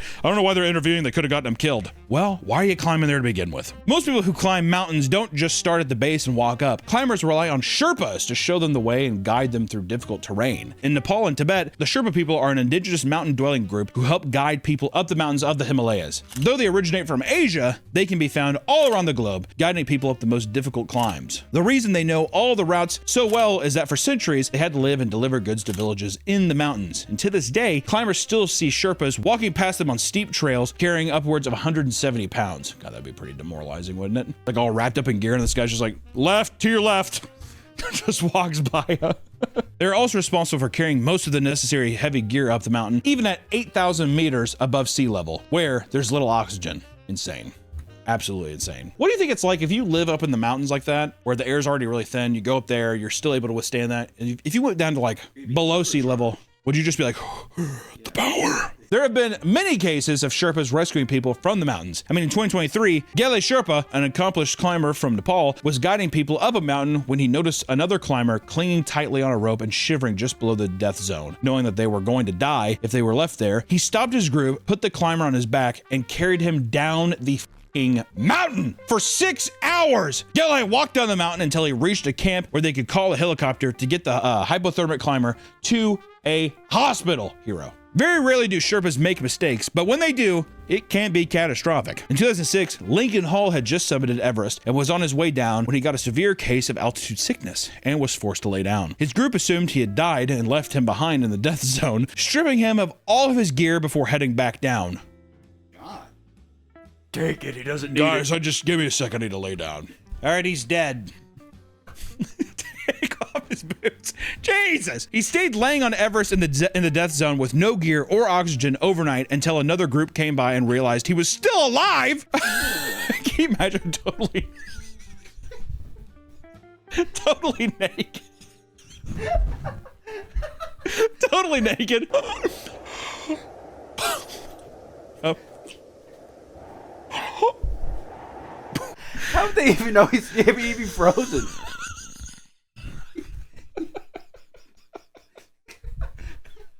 He's like a fucking frozen corpse there.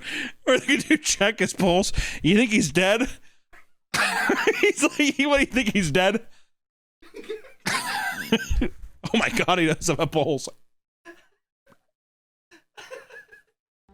From there, they gave him gear and helped him back down to the camp so he could get medical help. But he could have easily been dead had they waited any longer. Which, I mean, like, maybe it's like we legitimately just thought he was dead and that was normal, but what would you do when you saw that guy again? Though there are mountains all over the world that people strive to climb, none are as well known as Mount Everest. At one point, Everest was only being summited by the world's best mountaineers, but now it's become a playground for the rich, which has resulted in the mountain being insanely crowded. In total, the average cost to climb Everest is around $70,000 per person, but some packages can go up to $100,000 if you pay for a fast track option. I like how it's like a Disney park pass now. Part of the problem on the mountain is the sheer number of influencers who stop mid-route to take photos or videos. One of their favorite things to do is filming themselves crying while looking at the summit.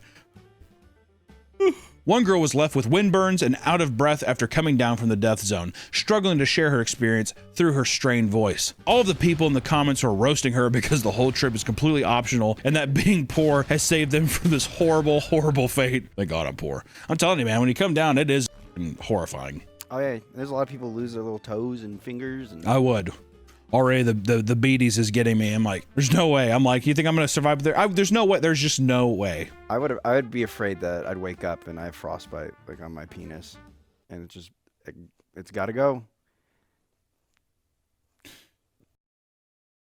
In October of 2025, 1,000 people were stranded on the mountain and had to be slowly rescued while facing hypothermia. It was reported that one person even passed away from exposure while waiting for rescue. In fact, there are over 200 bodies frozen to the ice and rock that each person must pass by while traversing Everest, which a lot of people, those are pretty infamous photos now, but they all have like specific names now, but some guides use the bright colored gear of the bodies of the deceased as trail markers, which also serves as a dark reminder of the mountain's past, which we won't show any of the photos here, but it is very gruesome. It's sad too. I mean, it's like they're preserved up there. It's so cold that you're just preserved. If you were a climber and you died up there, would you just be like, leave me? Yeah. I'm like, would you just be like, oh, that's just what I want to stay up there? Now I'm preserved for all of history. I guess if my family though, I'd probably be like, well, I wouldn't mind having them back. What are they gonna do? Put me in the ground? I'm up on a mountain. Come see me on the mountain. There he is, our little climber. We love you, Josh. Look at him, that big smile.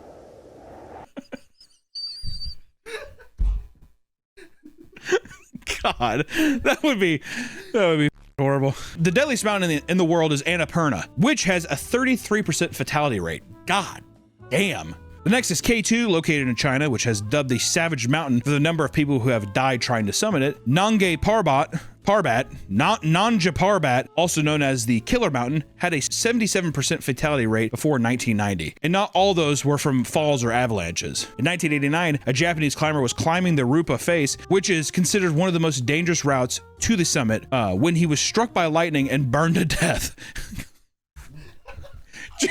Jesus Christ.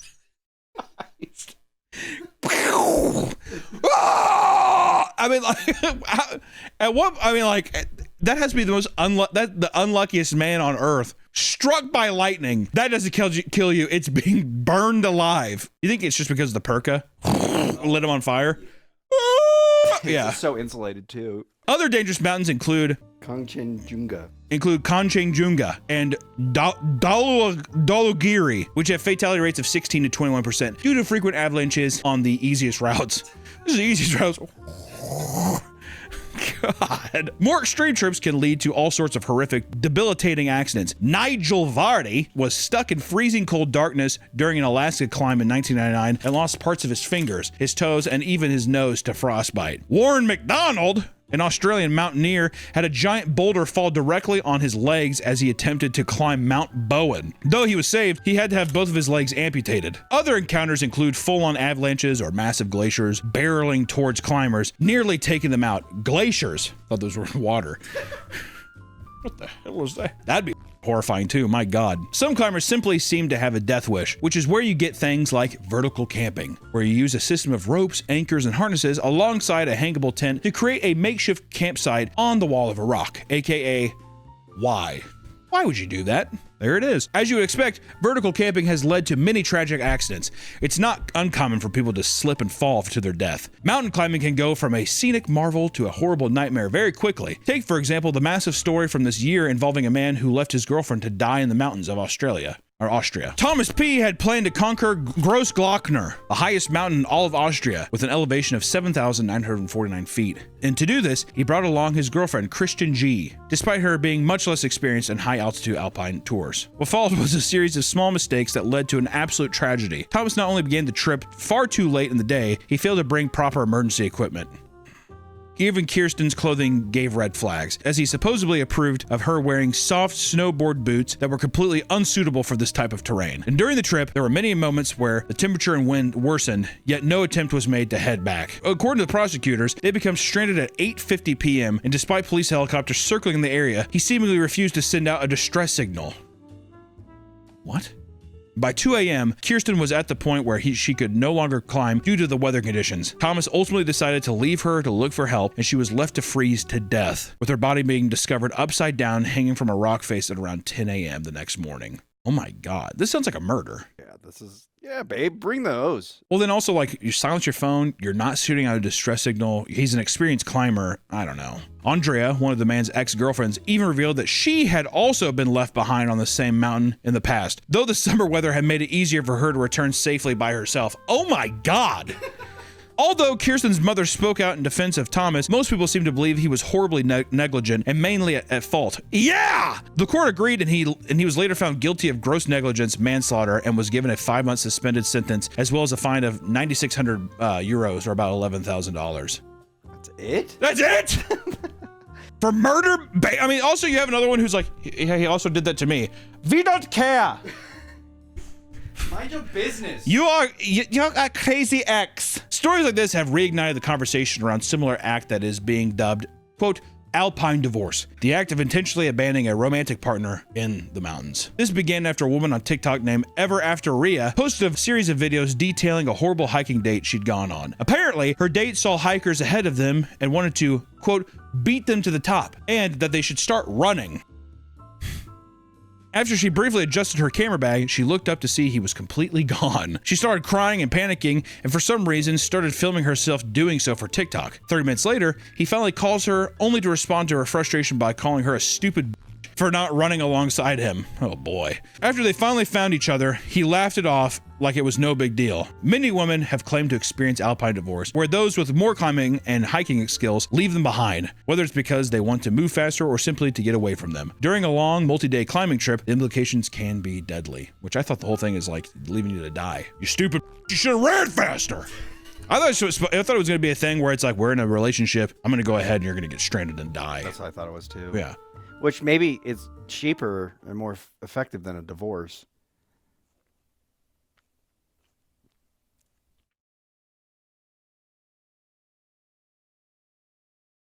There are tons of extreme sports you can do to get your adrenaline fix, but mountain climbing remains one of the most popular and deadly choices. As the sport becomes more popular, the mountains seem to grow more dangerous, with overcrowding causing problems even experienced Sherpas can't account for. If you plan on climbing a mountain, make sure to be respectful to nature and your guide so that future generations can experience the same thrill, and so you don't fucking die. Alright?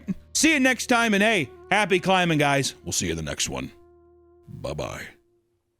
I don't know where that last part came from. What are you talking? Yeah. Yeah. Well, I was thinking the guy only got 5 months. I'm just saying, I'm not advocating murder. I'm just saying, why can't you ever look me in the eyes when you're talking to me, when you're talking about this stuff? You always are like, why are you always like looking up in the air? Because I got to think. It looks like I don't feel guilty. Can you look a person in the eye? Yeah, I probably could if yeah. I'm just saying that it's cheaper than divorce, probably. I don't know. I haven't looked into it. My God. Welcome back to the Papa Meat channel. How you doing? How you doing? Come on in and sit on down. Today we're going to be talking about something extremely familiar to us all. You see, I was driving through town today and I saw almost like the Parthenon, an ancient relic of the past, left behind by man only to be observed by passing passengers.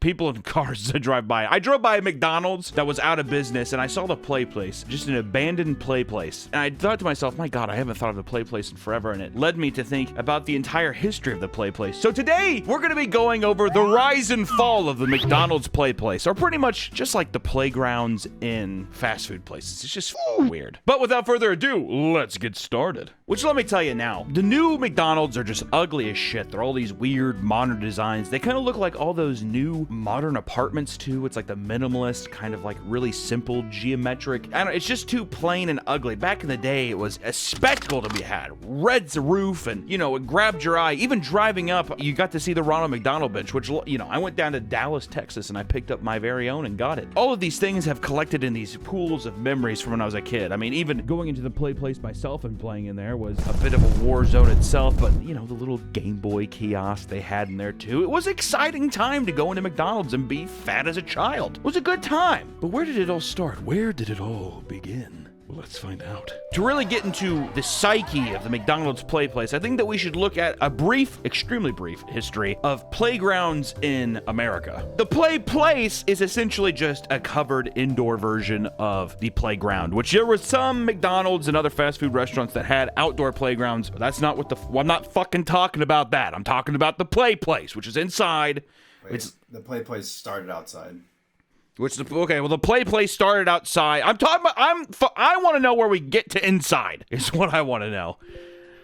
Fuck! Which the first design of a playground was originally from Germany in 1848, and their purpose was to teach kids how to play safely and fairly with one another, which is just kind of funny because I feel like in a weird way they would have weird bullying simulations, and, you know, they would be like, what do you do whenever you get bullied at the playground? What do you do? And they're like, I don't know, walk away. They're like, no, you kick them and you beat them up because they're different. But it wasn't until 1887 when the first ever American playground opened at the Golden Gate Park in San Francisco. I wonder why it took so long. Wait, 1887 feels so fucking long. Even 1848. It's weird that people weren't just like, what if we just put stuff out in the center of like a neighborhood and they just like ran on it. I do like how playgrounds did eventually evolve into malls, and it's like giant knocked over cups and like giant slices of pizza. Take me back, dude. Take me fucking back. Then, in the 1960s, the playground began to enter mass production. And this led McDonald's to make a financially risky move by introducing play places of their own in order to entice more children to eat at their stores. Which is funny because it's supposed to entice children, but really McDonald's did something very, very smart. They thought to themselves, all right, we're already getting these little fuckers fat. They're very, very fat. But all the time they don't spend at this place is less cheeseburgers being served. They were pretty much trying to entice people the same way that Apple has enticed new mothers just to throw iPads in front of their children. They were looking for a place to be like, just throw your kids here. We'll distract them. And yeah, sure, you can buy a cheeseburger and a milkshake while you're here. All right, it's not a big deal, but seriously, come here and stay. We have a clown and hamburgers and a fucking gerbil tube system for your son. I like to think that the guy who made the McDonald's play place, he had a gerbil at home, and he's just like, why can't I break it in the industry? He looks over and he's like, what do you think, Fester? And he's like looking at the tubes and he's like, my God, if we just made these bigger, children could crawl through these just like you, Fester. You never know. Which, that introduces us to Playland. A great picture. They seriously have some of the best fucking mascots. That old Hamburglar looks fucked, but dude, Mayor McCheese and the sheriff, come on, man. So good. Also, Ronald looks absolutely fucked. My God. In 1972, McDonald's tested their play place, aka Playland, at the Illinois State Fair. It was an outdoor playground that was centered around what they called McDonald Land, which is just that's kind of creepy. Come on in. It's like giant gates.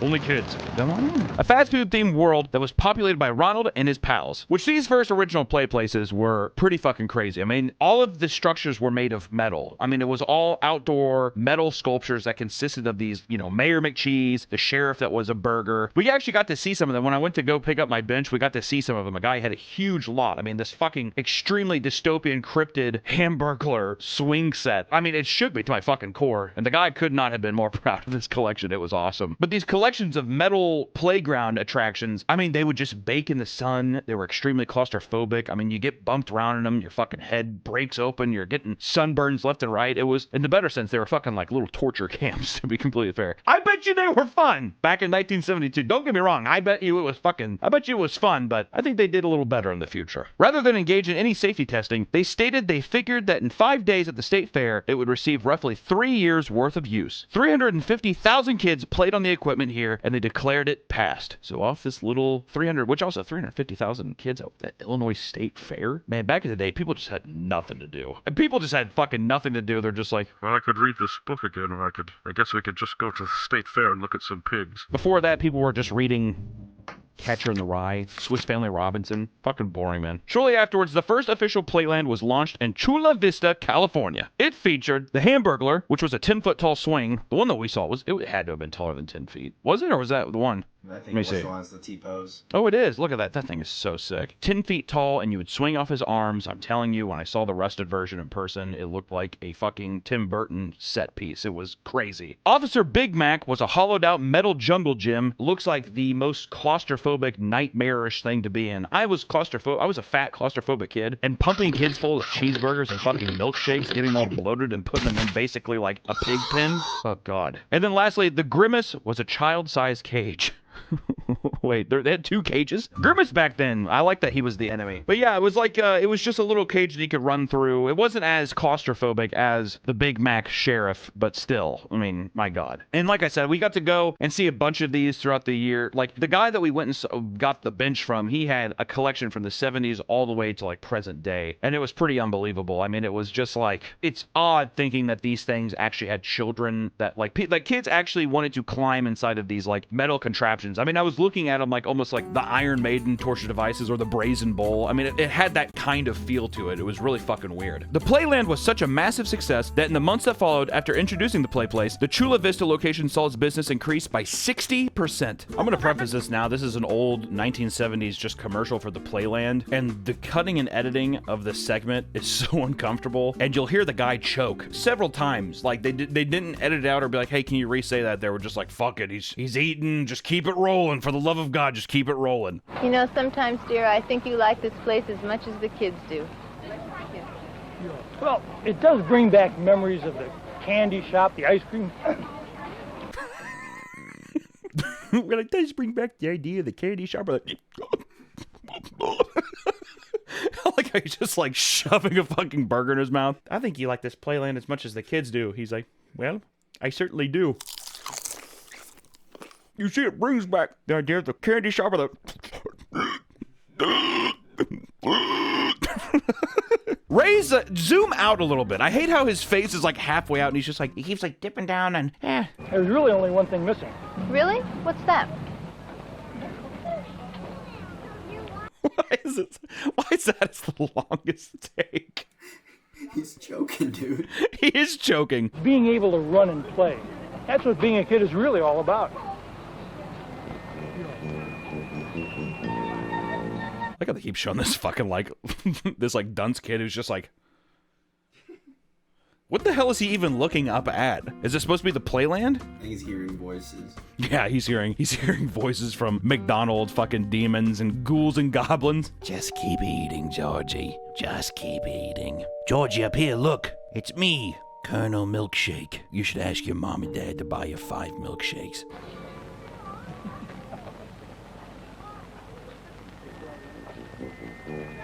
It's just so uncomfortable. There's nothing's it's just so silent. Where is he going? I know that they're leading him to the Playland thing. This is supposed to be him being inquisitive, but they're just like, don't even care. This child gets up and walks away, and they're just like, all right, well, he's gone now. It was nice raising him, but when he went to McDonaldland, he actually moved out of our house, and he no longer lives with us, so I would fucking kill for one of those original McDonaldland signs, dude. They even had a yellow brick road that he's skipping down. Holy fuck. And there's legitimate gates. Holy shit. Welcome, Eric, to McDonald's Land. Dude, that fucking Ronald McDonald statue is so tight. It's so creepy. Dad, you are the Of course it's me. And all your other friends, too. Come on in and walk around. This is so scary. Is that really you, Ronald McDonald? Of course it's me. I've always been here, George. Don't you know that? You have, Ronald? Yeah, George. I'm always here for you. Ronald's always here for you.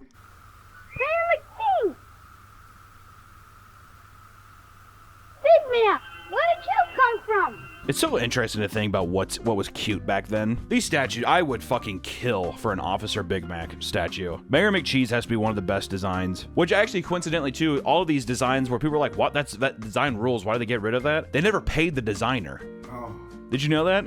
All these cool designs, like they only had rights to Ronald, the Hamburglar, and Grimace. So Mayor McCheese and the other guy, the company designed all of the characters, but like once again, Roy Kroc or whoever the fuck it was at the time just didn't pay him. So they're like, okay, well you can't use these anymore. So that's why they stopped using them. Oh my god, Nick, the fillet of fish thing. We have that outside too. All right, that's tight. Anyways, creepy stuff. Other McDonald's franchises soon followed, and the rise of the Playland began. Not to mention all the copycats that try to follow McDonald's success. I mean, as soon as like that really took off, that's when he started other companies like Burger King Kingdom popped up. Even Chick-fil-A had one. Wendy's. Taco Bell has a play area in Sandusky, Ohio. And some Sonic drive-thrus even still today have some playgrounds, but I don't know if they necessarily had a play place since they were already open. But every big chain basically saw like, holy fuck, this is actually catching on, and everybody started just copycatting and doing their own iterations of it. Did I say especially?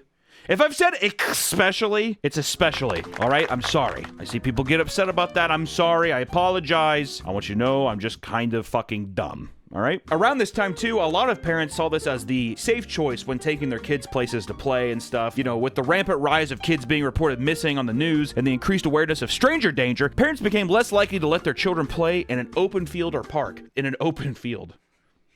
Did you just pull off the side of the road and just like, there's cows over there, go touch them? The Playland provided a good alternative where the price of admission was a burger and the parents could watch their kids play with other children from a safe distance. I like how you put that in there. From a safe distance. We're not up close with them, it's just whatever. But how safe were these Playlands, to be precise? Which in the 80s and 90s, McDonald's Playland equipment was issued to over 3,000 restaurant locations, which made McDonald's the largest playground operator in America. McDonald's always does this shit. I'm pretty sure they are the largest real estate company in the world. It's kind of funny that they're also the largest playground operator too. It's just, I don't know. With the increase of locations, the injuries began to increase as well. Reportedly, over 1,500 injuries were claimed by 1991. So a lot of these injuries, the most common being small cuts and bruises, romping around too much, rolling around, fucking punching the Ronald statue probably. I don't know what the fuck they were doing, but they were romping around, tussling around the asphalt, eating cheeseburgers and living life. Of course you're gonna get some cuts and bruises. But they also had children breaking nose when they ran into the fry trees. They were bumping their heads on the rocky hamburger ride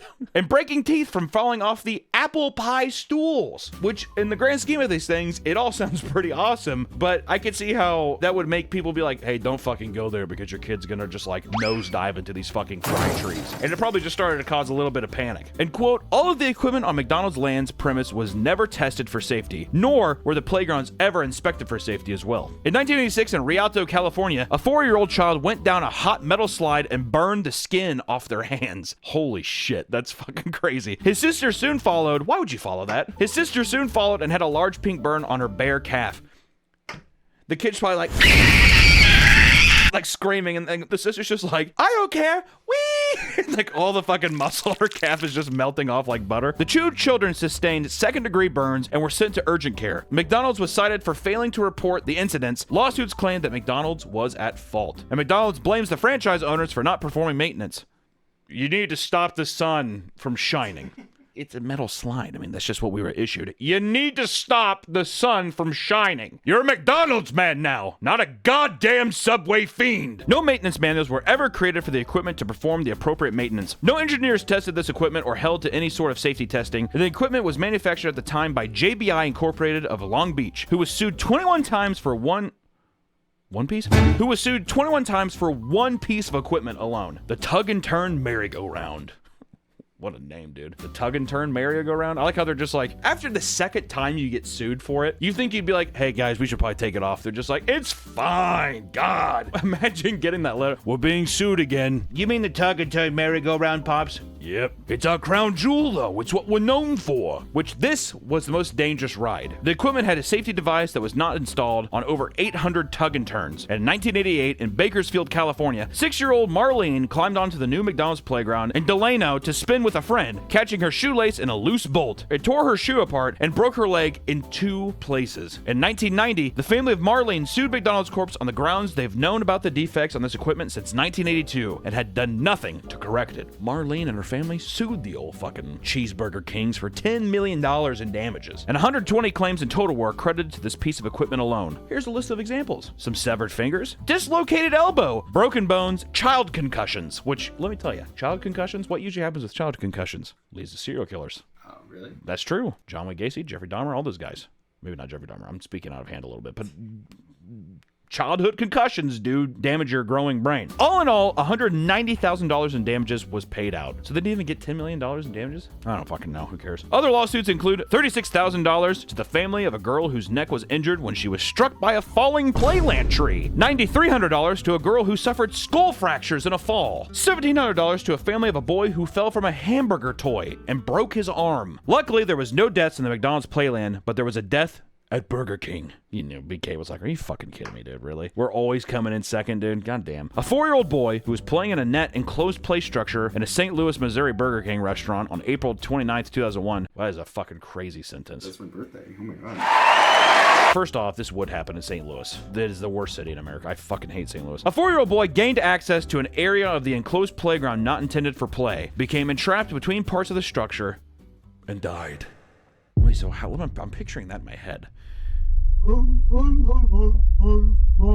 The boy gained access to an area of the enclosed playground not intended for play. They'll usually have, like, let's say there's like a spot to the side or underneath something, but you're not supposed to get in there. I think that's what it is. He like got in. So he got into basically a playground thing, which became entrapped between 2 parts of a structure and died. That's actually insane. You know what's kind of fucked up? Is it's kind of like that movie 127 Hours, except it's Burger King structures. That's horrible, and I'm actually it would be devastating, but that's fucking insane, especially being stuck between like a fucking slide and like a Burger King statue or something. Brutal way to go. And in 1988, JBI and McDonald's decided to discontinue the tug and turn and all the other playland equipment because of the rising legal costs associated with the injury claims. It only took 21 times, over 20 times, for them to just say, I think we're done, let's retire the tug and turn. How did we make it to 1988 before people were just like, hey, can we not put our kids on the fucking tug and turn? You're like, no, it's a fun ride. Yeah, but it's the tug and turn. Hello? During this time, the playland was still drawing a lot of business for the restaurants, but change had to come, and McDonald's decided to get rid of the dangerous metal and bring playgrounds inside. Ooh, I think you know where we're going, baby. That brought us to the play place. Let's say it loud and proud, dude. The play place. Now the weather wouldn't affect you anymore. It could be rain or shine. Now you could play inside in air condition. We're really making sure people become as soft and as pale and mushy as possible. And you know, we got to treat our little boys and baby girls right. So the play place wasn't seem like a good thing, but there was an outdoor to indoor transition. And until the 80s, almost all play parks were outside. The hard and unyielding equipment was susceptible to burning people in the sun, much like the hands and calves of those 2 poor children. And even now, you bring up the old play places, the first thing that comes to mind is the burning heat of the metal. And there's just a couple of people here. Like 9 years ago, a guy said, the Telecaster-baiter.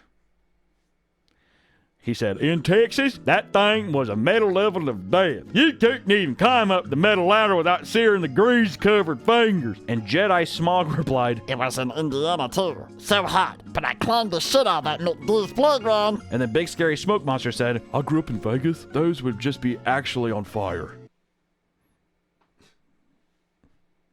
People are so fucking dumb on the internet. Areas with colder weather made the playgrounds useless 6 months of the year. So now you had areas that were either too hot, some people couldn't even fucking go out half the year. It didn't make sense. And sharp edges and rust made the areas practically hard to navigate. Kids are fucking running around slicing their fucking legs open. Then you have to go get a tetanus shot. It becomes a whole ordeal. Especially because the McDonald's managers are gonna go out there and like inspect the slides. Or who gives a shit? It's 1988. Are you fucking kidding me? Metallica's on top of the world. Guns N' Roses is doing cocaine. I mean, Hair metal's just about to die, but goddamn if the world isn't A-okay. Impending legislature over the safety concerns hastened the progressive phasing out of the outdoor parks. God, I would kill for this McDonald Land playground regulation sign, dude. Officer Big Mac rules so hard. That design is so fucking good, it's unbelievable. Which, unfortunately, in 1999, the Big Mac Climber Jungle Gym marked the fall of the McDonald's Playland. More than 400 children were hurt on the particular piece of equipment, and from 1986 to 1991, more than 1,500 claims were filed against McDonald's for their Playland injuries alone. This is out of 3,000 Playlands nationwide, and half of all Playlands had a legal claim. That's actually fucking insane. Over 50% of all of the Playlands had some kind of legal issue against them. I wonder how normal that is. With something as big as McDonald's and as the amount of people coming in, it must be kind of normal, right? But still, it's like a staggering statistic. Like, if you heard that, if that was on the news and you were like, oh, I take my kid there all the time, and it's like, yeah, 50% of people have had claims against all of them, you'd probably be like, oh shit, fuck, maybe I shouldn't be taking them there. Of those, 100 suffered broken bones, concussions, or fractured skulls. McDonald's failed to report the injuries in any meaningful capacity, and they were fined $4 million, which is nothing, dude. Their fucking sign says billions served every day. Holy shit. At this time, this was one of the largest fines ever given by the CPSC, the Consumer Product Safety Commission. McDonald's argued that between 1986 and 1990, there was only one accident per year at each Playland nationwide, and McDonald's tried to shift blame for equipment onto the franchise owners. That's so fucked. Franchise owners are like, I'm doing what they're asking me to do. What the fuck am I supposed to do? They purposely told me not to inspect the rust on the slides. What am I supposed to do? They're just like, just shut your mouth and keep, It's like Ray Liotta in Goodfellas at the beginning when he doesn't rat, and then he comes out of the court and all they're like, oh, you busted your cherry, and they all start clapping. That's all the franchise owners to the fucking CEOs of McDonald's. As stated above, there was no maintenance instructions or manuals to go with these things. I mean, they're slides or whatever. What kind of fucking maintenance? It doesn't matter. Gaps in the bars of the Big Mac Climber were large enough for kids to fall through and angled such that children could get stuck in or fall catching a limb. I'm stuck, dude. Can you crawl all the way up? Help me, please.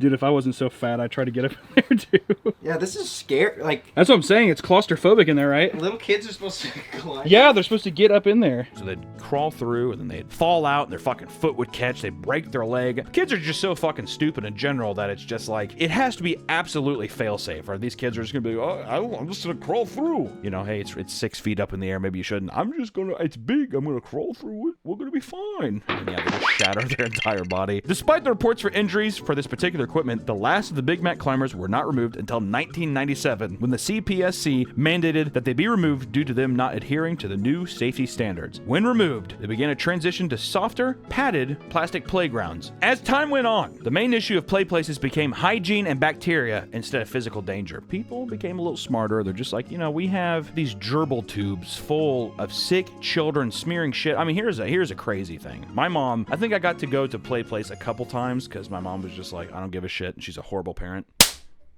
I'm not going to make that joke out there. She's been on this channel, but I went to a play place a couple times, but I remember one time that pertains to the hygiene and bacteria issue we're dealing with here, which I was in a play place. I was in one of the tubes at the very top. A kid took off his diaper and smeared shit all over the inside of the play place tubes and even pissed all over the floor. And these two fat kids were hogging the tube, and it was just like absolute pandemonium in this tube as people were just like, let me out, I want to go. Because they couldn't get down to the slides or that weird fucking like seatbelt torture device that you had to like go down. Remember those things? It was like a grid system of seat belts that you had to like fall through. It's fucking horrible. And I was just sitting there looking at my mom like I was in Das Boot, just like screaming out like...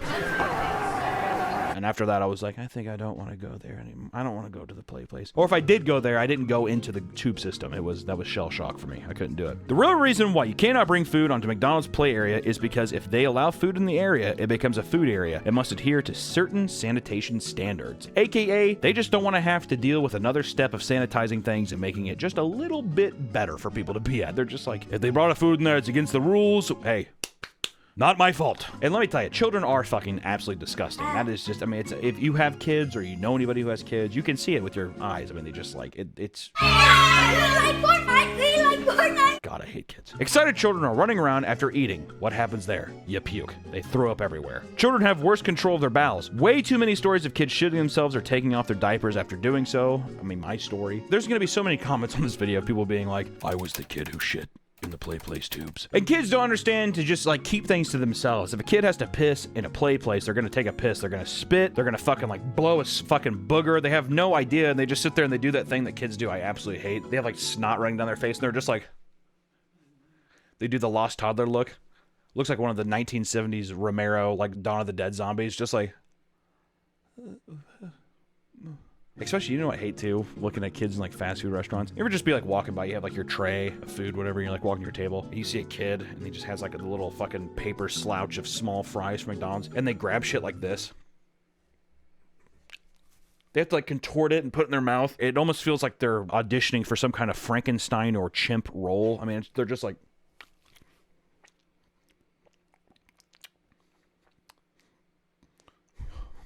And the entire time, too, there's just this fucking disastrous Midwestern woman who's just like, he's so cute. God, look at him. He's getting so big. And she's just gulping down a fucking giant-ass thing of Coke and a Big Mac. Ugh. Here's some more stories. I found an old diaper full of poop in the middle of the tubes. I was 8 and didn't realize until years later that what it actually was. I have no idea if a kid, or quote-unquote toddler, took it off or what happened. And someone else said, someone took a dump at the bottom of a slide and my little sister slid right into it. Oh, God. That's downright unfortunate. My mom blew up at the manager and we got a huge stack of McDonald's coupons. I thought it was a fair deal. That's crazy that the guy paid off the mom with fucking coupons. Isn't that weird? Miss, please, we know you're gonna be back. You're here every Tuesday. We know you order by heart. Just take some coupons. She's like, I will. Takes them. The biggest infestation of disease and chaos in these play places were the ball pits. If you were in the 90s, you were a kid in the 90s, this is when that play place took shape and form. This was peak era play place because of the merger with Discovery Park. It was a land with tunnels of tubes and a maze, twisting slides, and a ball pit in some cases had multiple games. Padded metal bars zip-tied with netting formed cages to house and guide kids around without letting them access dangerous areas. And there comes in the devious man, Edward McMillan, the inventor of the ball pit. He gained the idea from staring at a jar of pickled onions. What a fucking psychopath, dude. You can tell he was like in like a psychiatric home. He was just like... does that thing, like pulls up a chair next to him. They're just like, you have any ideas today, son? He's like...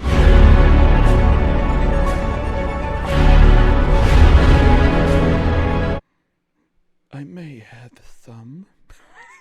That's what he says. Hundreds of kids play in these pits, but the question of sanitation has always been an issue. The kids playing in these often have bathroom accidents. There are no national standards to how ball pits are to be maintained or cleaned. That is actually fucked. So if somebody took a shit or piss in there, no one ever, I mean, like, who actually went in there and cleaned every ball? Think about that. I remember putting like those balls in my mouth. Uh-oh, what did I say? Didn't get past me. Don't comment below. Dirt, vomit, feces, and urine are common contaminants found in them. Bacterial contaminants that cause disease were common. I mean, urinary tract infections, pneumonia, meningitis, septicemia, a blood infection, endocarditis, infection of the fucking heart. Children were getting infection of the heart because of the shit, dirt, piss, ball pits, man. And there is more bacteria on a single ball in a pit than one on a public toilet seat. I'm going to say that again. There was more bacteria found on one ball pit ball than on the average public toilet seat. My God, we failed them. I was failed. We failed as a society. There was also a lot of stories about finding teens going in after hours, having sex in the ball pits. And also, I remember I worked at McDonald's when I was like 14 or 15. It was like right when they were transitioning from the old look to the modern look. And I thought that the renovation was for a play place. My manager at the time was like, oh no, we're not doing that. He's like, I told him no, because he used to find like old syringes. He used to work in like a, not as suburban, more city-like one. And he used to find homeless people go in there, shoot up, and they leave the syringes in the fucking ball pits. Syringes. How fun. And due to the nature of the ball pits, things can fall to the bottom. Loose change, video games, watches, broken glass, food, and like I said, needles, which is, there's rumors to believe that that was one of the big contributing factors to why the ball pits just stopped being, because it was just a matter of like too much hidden shit, too many things that could actually kill a child from infection. So there's speculation there, but nothing proven. In addition to there not being sanitation standards for ball pits, there's likely no way to fully clean them. Machines have been developed, but they do not address storage space for moving the balls completely out and washing the bottom. So I think some places had some of these machines, but I feel like it's one of those things too where it's like you're relying on like teenagers and people that work at McDonald's. They're not going to give a fuck. They're just, I mean, they're not going to like, oh, I'm not going to go in there. Who gives a shit? So why would they care? Who is supposed to clean these fucking places, right? It goes without saying that the crawling tunnels of a play place maze are difficult to clean owing to the fact that they are child size. Physically, this task seems impossible. Kids are coming in and out until closing time, and teenagers working there already have enough to deal with, which that's the thing. I mean, like, if you think about that even, what grown person is going in? Because all of those, I'm pretty sure all of the tubes and stuff, they're like bolted shut. It's not like they're, oh, you go in and like you lift a latch and you open it up and you can clean it. No, it's just like you would have to have somebody extremely small, but even it's like somebody 5'2" would probably still be too big to be in those tubes. Probably way too big. You probably have to be in like 4-foot area to comfortably move around and stuff, and let alone there, it's just like, there's just no way you could ask that of somebody. So these things were just, I don't even know how you would go up there and do that. That's a fucking crazy mystery. Besides the ball pits and sanitary things, another thing that led to the downfall of the play place in general, McDonald's was marketed towards millennials and Gen X's children, and they have remained mostly brand loyal. Understandably, those two generations don't play in playgrounds anymore because we're all old. We're old babies. I'm a boomer. I'm 46, but my kids, they played there, and I mean, like, they're old now. I have a kid in college. Parents don't want their kids using the areas, and safety is a major concern. I mean, even with like the rise of the internet, I mean, people are just talking to each other about stuff. Everybody's just much more aware of shit now. Back in the day, my mom used to, like, if you just did not say something, no one researched anything or actively looked for something, so if it didn't just fall right into your lap, no one gave a shit. But with the rise of the internet and stuff, it's just easy to just stumble upon things or even have things get way more traction than they used to. So a lot of these sanitary conditions, safety concerns about being able to see your kid and not have them get fucking abducted by some crazy son of a bitch, or even want to just make sure your kid doesn't get any broken limbs while you're just trying to go out and have a simple lunch. It's just, the stack became too high. Now, instead of boosting profits, you know, at one point seeing 60% more traffic, now these play places were even cutting some of that profit, which I'm wondering if that's just because seeing the play places and how out of date they are, I wonder if it makes the restaurant feel old and it's not as appealing anymore. Shit, it's like whenever you see a nice car next to an old car, obviously you're gonna be like, oh, the nice car. Also, a huge downfall to this was delivery apps. People don't really go into the stores as much anymore. Drive-through windows. People don't want to have to actually go inside places. And now even with like Uber Eats, DoorDash, people are just ordering shit and having it delivered. So now your kids are even more disassociated with the actual physical business of it. And the final nail in the coffin, during COVID-19, most of the remaining play areas were shut down. But a decade before the pandemic's forced closure, the designs were slowly being phased out of renovations. Now that play places are closed, many have wondered if it is even worth it to reopen. The benefits of cleaning and maintaining a playground in today's health-conscious age are rarely worth the cost.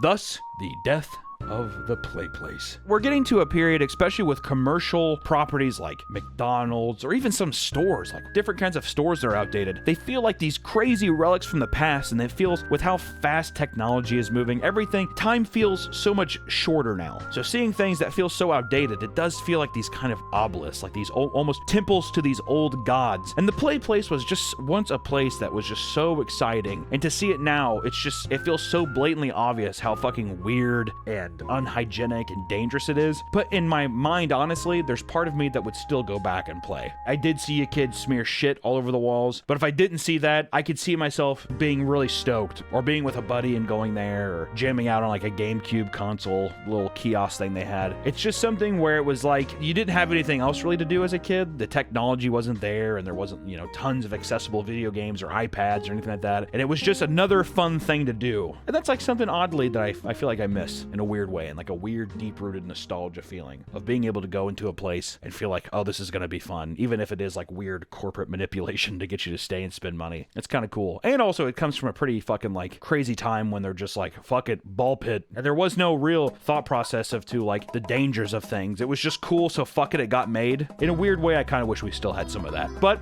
it's probably for the best that we don't. So thank you so much for watching today, and if you do see one of these play places, give a nice proud salute to our fallen soldiers. Take care, everyone. I'll see you next time. 6-year-old Marlene Escalera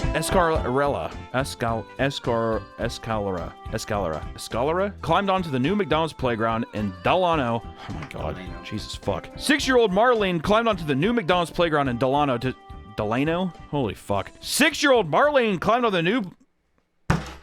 6-year-old Marlene... Oh my god! Welcome back to the Papa Meat channel. How you doing? How you doing? Coming on sundown, because today we're going to be talking about the dark side of gloving.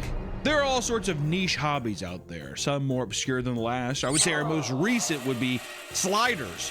What's weird is that online right now, it feels like there's a lot of stuff going. It used to be, what is it, Thought Daughter, or Gay Son, or Thought Daughter. That used to be the parameter. Or Slider Son, or what we're going to talk about today, Gloving Daughter. Yes, my friends, Gloving. It's fascinating to see all the history and intricacies behind strange communities of passionate people. Now, the gloving scene has died down significantly over the years, and because of this, many of you that don't attend music festivals or raves could be hearing about this for the very first time. Well, settle in. So let's delve deep into one of the silliest and oddly dedicated sports around, gloving.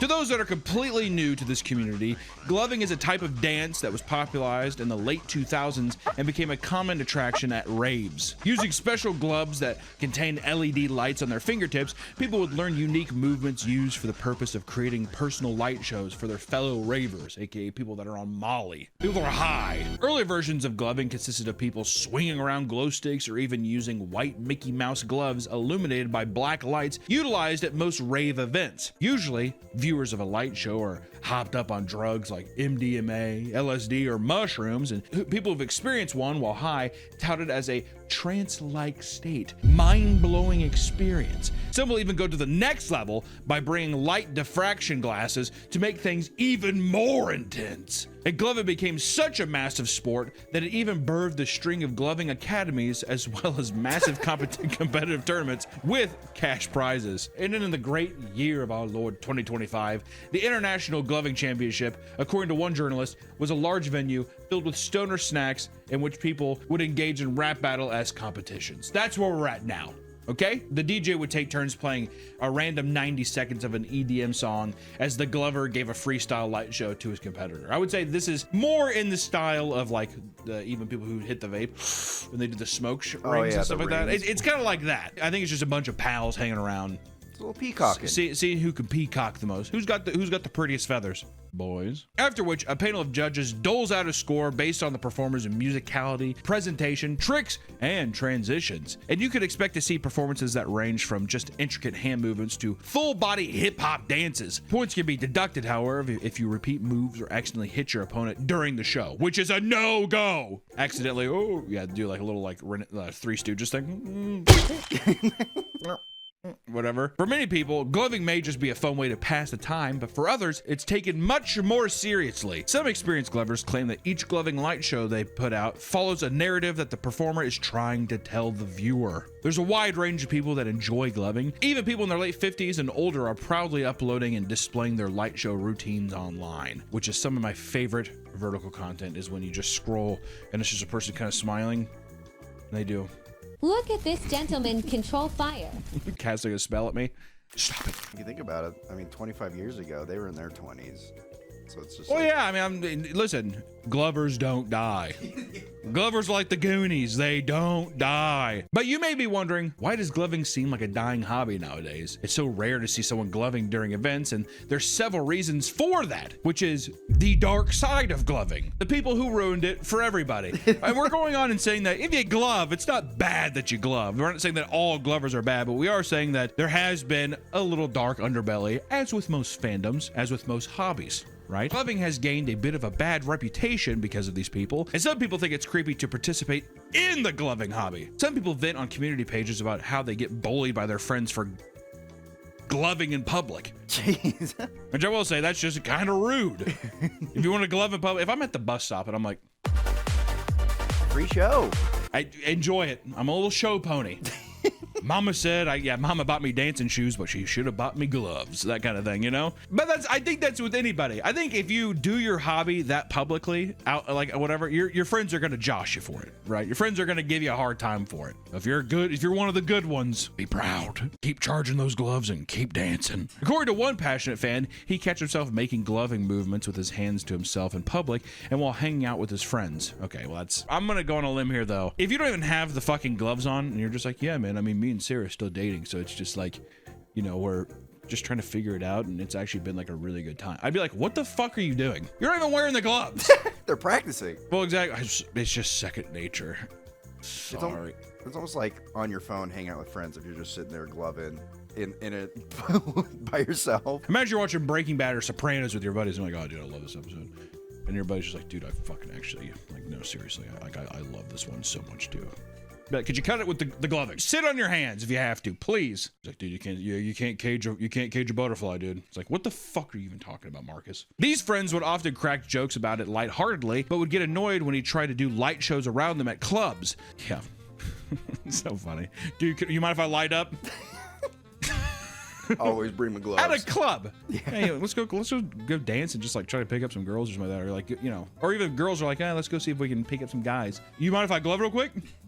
No, I really wouldn't. I don't want you to glove at the fucking thing, man. He's trying to impress the Can ladies. we just get, well, yeah, exactly. You're not peacocking. This is not peacocking.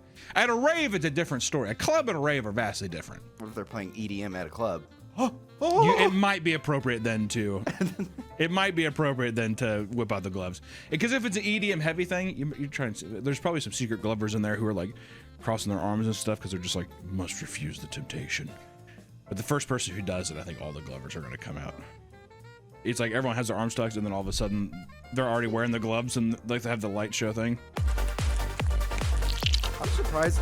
I thought I've seen a lot of videos on YouTube, so I'm surprised it's dying. I thought it's getting a resurgence. Oh, it is. I can't tell why, but for some reason it is blowing up in the subsects in the same way that I feel like they're on the same level as the sliders right now. Not everyone does sliding content, but I do think that people like negatively look at, like, they're like, this is cringe or that shit.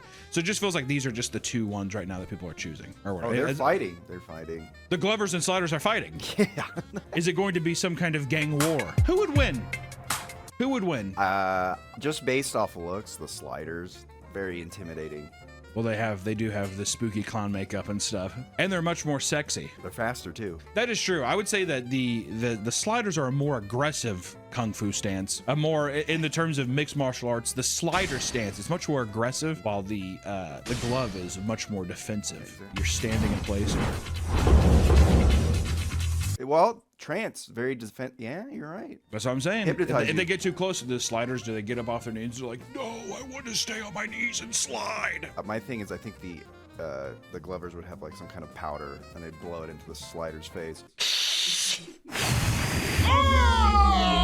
Or what if they like drop tabs of ecstasy in water and they're like, and throw it in your face? Or a syringe right in the neck. Yeah, sliders on his hands and knees, sliding at it. And the glover's like, he just takes out a syringe from his like hoodie. That's PCP. Am I gonna die? Am I gonna die? Which experienced glovers are under the belief that most people find gloving weird because they're inexperienced and don't know what they're doing. Often just waving their hands frantically, which can turn people off, which is true, right? There are some people where, yeah, I'll give them the benefit of the doubt. The illusion is there. All kinds of stuff. You're in a dark room when they're doing this kind of shit, and you're like, oh, how are you doing that? Right? But watching somebody just sit on their phone and just be like, it's like some cult stuff. Go to sleep. If they're just doing Naruto hand signs at you, it just seems a bit odd, doesn't it? They're casting a spell on you. Exactly. You're going to die in 3 days. Dude, I just watched a Glover video and he didn't have his gloves on. Dude, why would you do that? What if that became like instead of like the Ring or something? I saw the Glover video and he didn't have his gloves on. Oh God, dude, you're fucked. Others, however, think it's due to the way men at raves will give non-consensual light shows to women who are rolling as a way to lure them in and give them unwanted attention while they're under the influence, aka creeps at festivals that are preying on intoxicated people. Those are bad people. Bad. Once again, dark side. Dark underbelly of the gloving. Those are the bad glovers. While many people try their best to make gloving a sport that's taken seriously, these same type of people have ended up pushing away potential glovers due to how overbearing they can be. Glovers have voiced their opinion that competitive glovers can have a sort of God complex that results in aggressively criticizing people for not being able to pull off certain moves almost immediately. It's like, dude, I need time. I have to practice. Also, I'm guessing that if you are gloving and that is where you're at, I think you're putting it all on gloving. The God complex is being like, this is simply all I have. That kind of thing. They're putting all their eggs in one basket. They're putting all of their gloves in one basket. Dad, I'm not going to college. Dad, I'm dropping out of Harvard. Why? Let me show you. I'm going to gloving you. Glove you. I'm going to Glove University. In some cases, people can't even glove casually at a rave without a retired glover approaching them to give them a lengthy list of tips and tutorials instead of just enjoying the show, which I love that. I love the retired guy be like, buddy, Your wrist is moving too much. Okay, let me show you something. Give me your gloves. How many times do you think some guys like, just give me your gloves? Let me show you something. And he one up to you with your own gloves. Yeah, exactly. That's disrespectful, isn't it? Oh, 100%. I would throw the gloves away. Keep them. Be like some guy using your condom or something like that, wouldn't it? Here, to have it back. No, dude, you've used it. You would think participating in such an overly silly-looking hobby would keep you a little bit humble, but somehow elitism exists in even the most niche communities. Where there is community, there will be elitism, my friends. It doesn't matter. Try to give me one example where there wouldn't be elitism. I can't even think of it. There's literally everything. There's always gonna be someone. Even like collecting stamps. Oh yeah. A guy's gonna be like, buddy, yeah, so you shouldn't start collecting with these. Okay, these are the Harriet Tubman reprints. They're not original. Like looking around, he's like, am I wrong? Or you want to start with Sacagawea from the 80s here. There's more to worry about than asshole glovers, however. Some will give out personal light shows at a distraction so they can pickpocket you during an event. Considering most people at the rave are fucked up on all sorts of drugs and alcohol, this makes it incredibly easy to steal from them. Speaking of drugs, it goes without saying that an in-your-face light show goes hand in hand with rolling on MDMA or other psychedelics. This, however, is part of the reason that gloving is dying as an art form. It's an art form, okay. Are they saying it's only fun on drugs? Yeah, we don't do drugs anymore. Well, yeah, when you're in your 20s, you're like, I'm gonna live forever! And then right about, I would say right at about 25 to 27, you really feel your mortality start kicking in. At least it was for me. When I was 25, it's like when I was younger, used to hop back from hangovers, easy. Whatever, all these kind of things. And then it became something where it was like, I feel like I'm gonna die. To where then someone's like, we're going out, and you're like, okay, I'm good. So then, of course, you don't want to be like, do I want to do hard psychedelics when I'm in my 30s? I don't think so. I would also be afraid that I've never done any of that stuff. That's just because I'm afraid that it's going to fuck with my brain. Yeah, forever change you. Yeah, or something where it's like, I mean, I don't know if this even happens, but some people where it's like you get high and then you never really come out of it. It fucks with your brain chemicals or chemistry or whatever. When I took acid, I thought I fried my brain because I stayed up all night and then I couldn't speak. I was just mouthing words at work. Like, can I get a pepperoni pizza?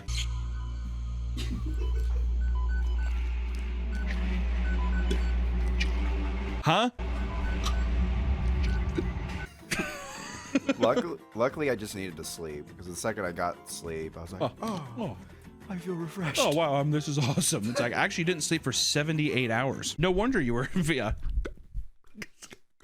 Also, I'll say this too. I haven't done any hard drugs. I've smoked weed. That's about as hard. That's a hard one. And I got prescribed hydrocodones when I threw up my back. But I will say, I have not met one drug dealer where I'm like, I trust that. Here, have this baggie and just light it up and take this, ingest this. That fucks me up, dude. Like, especially like acid or something. The big Woodstock thing was don't take the brown acid. What if it's not brown anymore? Well, what if it's, I don't know. Here, whatever. It's like, am I gonna get fucked up? I don't know. I dropped it in some cat litter earlier, so it should be fine. You're like, they have testing kits where, like, if you put it on, if it turns pink, I think it's good. Or if it does turn pink, it's bad. I forget. But that's that is a delineation.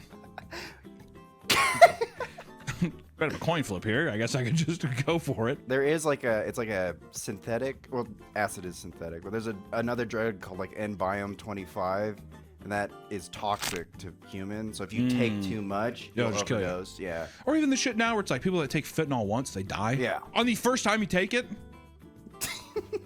Huh? What? Why roll that dice? There's no way it can be that good. There's gonna be some guy flopped over and he's gonna be like, trust me, buddy, it's worth it. I'm like, nah, I'm good. In 2010, during an Electric Daisy Carnival, better known as EDC, a 15-year-old woman named Sasha Rodriguez died from an MDMA overdose. This not only led to the EDC being banned in Los Angeles, it also put large-scale music festivals through far more scrutiny regarding safety precautions. Which is a good thing, right? There's no reason a 15-year-old should be overdosing on drugs at a goddamn music festival. Well, also, too, it feels like back then as well, I remember when I was younger, and like there was like, oh, we're gonna go to a rave. I felt like even they were just like, it was literally a poster for just being like, Come get fucked up at the show. Yeah. It was way more promoting, like even less about the music. It's like, who gives a fuck who's there? Just come trip and dress in like a weird fluffy outfit and dance around and get high. That's kind of what the big promotion was for it. This led to many events trying to stray from an image that could potentially promote drug use, opting to brand their events as more of a concert rather than linked to rave culture. The image of groups of drugged out people slack-jawed and gazing at light shows was thought to promote further drug use than actually enjoying a show. Come be a zombie for a while and barely listen to music. Yeah. Another safety concern could be the fact that attendees being given a light show would often sit on the floor and zone out in the middle of large crowds, creating a fire hazard and risking people being trampled to death. This could even lead to lawsuits, something events wanted to avoid at all cost. This led to a mass banning of LED gloves throughout many big events. Oh, they just straight up banned them? Yeah. Yeah, the gloving I think police. they're just like, I don't want to fuck with it. Well, yeah, that guy's gonna be like, do I want our event to be canceled and everyone whatever? It's like, no, they'll just cut out the gloves, which I'm sure at the time people were livid. Well, you see, wouldn't you want a glover on the floor? Because if people start getting tranced, you're like, that guy's on drugs, get him out of here. I feel like there's no way you can monitor that. It's such a large scale. It's kind of like when people are like, no smoking pot in here, but always there's people gonna be smoking. But I've never been to a concert where they're like, you get out of here, that kind of thing. Well, that's why the glover, he's undercover. If it's yeah. Yeah, he gets you in trance. Yeah, section C4. Section C4.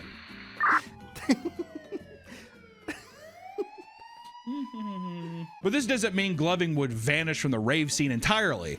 People started formulating ways to sneak their gloves into big events. A common method of doing so is by wearing stash boxers, allowing you to cram your gloves into your bulge where the security will not bother to search.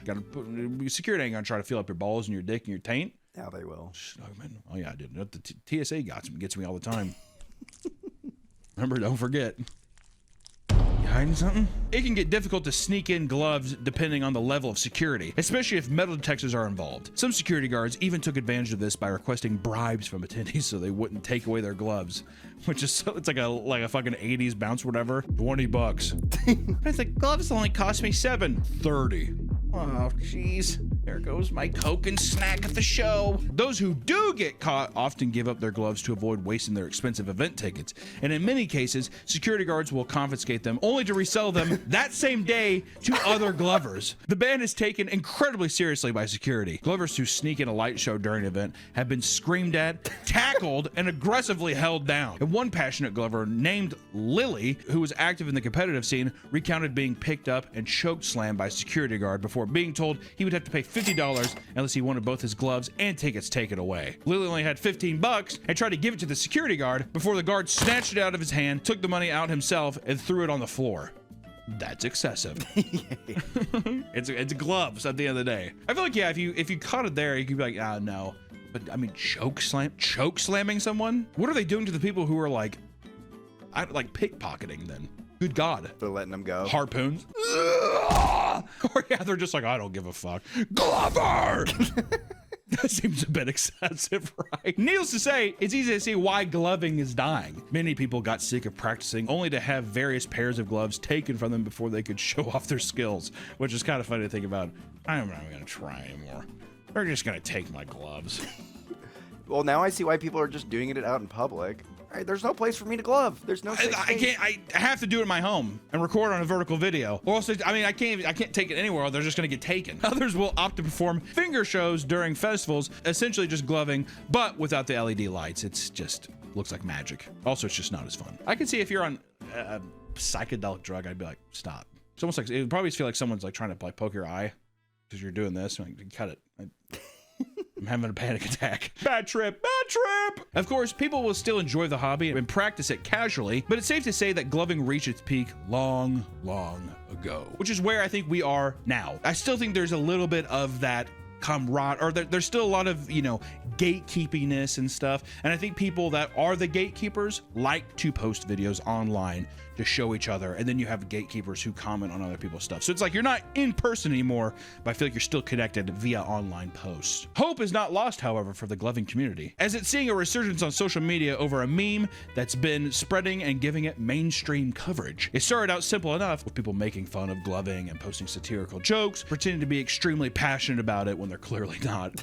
And things got serious when the World Gloving Championship and 2019 Glover of the Year, Kevin Cablet, better known as Infinite Puppet, put out a video claiming he is starting a gloving war against all fake glovers. That's awesome. Infinite Puppet, you have been warned. He created the legit gloving basic test, the LGBT. A gloving routine challenge made to weed out all the unserious glovers that were plaguing his beloved community. From there, the gloving meme blew up, and everyone was putting on gloves and going to war, baby. As soon as the war started, the term degloving began to float around. This was the act of people giving up their gloves after losing a gloving battle. It's like racing for pink slips in Fast and the Furious, okay? It was described as a horrific experience where the person's hand would be shredded, mangled, and torn to pieces, since taking off your gloves was like removing a body part. Fucking degloving. It's almost like it's like racing for pink slips. It's also like a luchador removing some guy's mask. Except gloving does not compare to those at all in severity. Okay, a lot of the veteran glovers in the community have stated their hatred for this meme. For example, one man took to the internet to say, and I quote, "All of these kids coming in here and making up random TikTok brain rot shit like degloving or whatever, and probably have never been to a festival or an EDM show in their lives. It's not that we take it super seriously, we don't. It's just a fun hobby.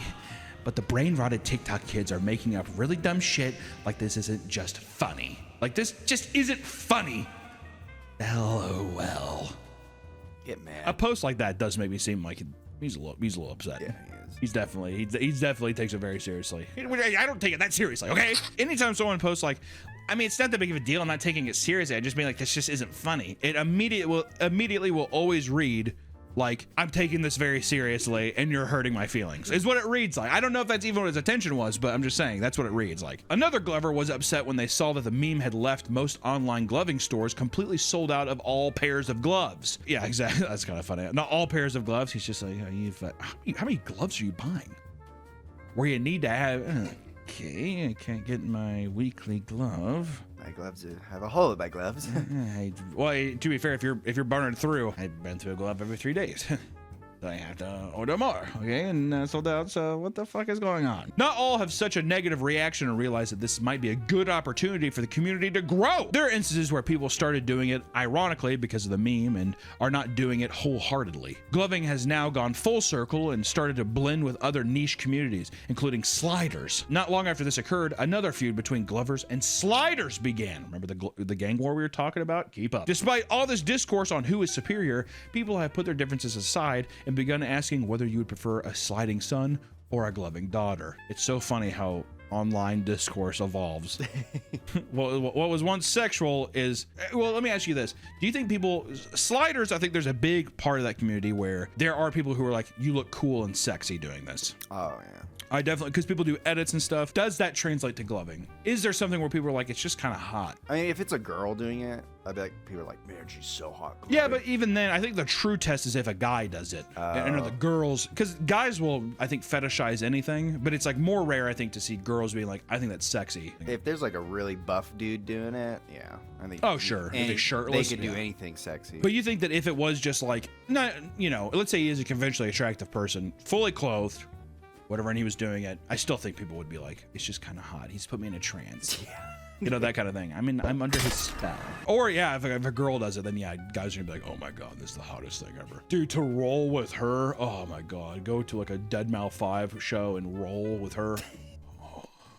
True. Because of this meme, glovers have been called unemployed because 99% of glovers can never turn it into a full-time job. Which, you know what? You can have hobbies that don't turn into jobs. But I think it's just, once again, it's adding insult to injury, right? You're already a part of this thing. People are going to throw other, but just like, low effort insults like unemployed. Also, I think people say that they're unemployed because all the gloving videos I've seen, it's almost always in somebody's room. Yeah.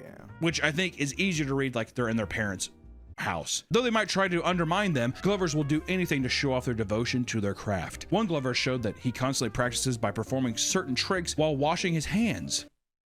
Dedication, Nick. You know, that's kind of similar to when it's just like, I'm trying to lose weight, so every time I go take a piss, I do 20 push-ups. I feel like that would be inconvenient to wash your hands like that, though.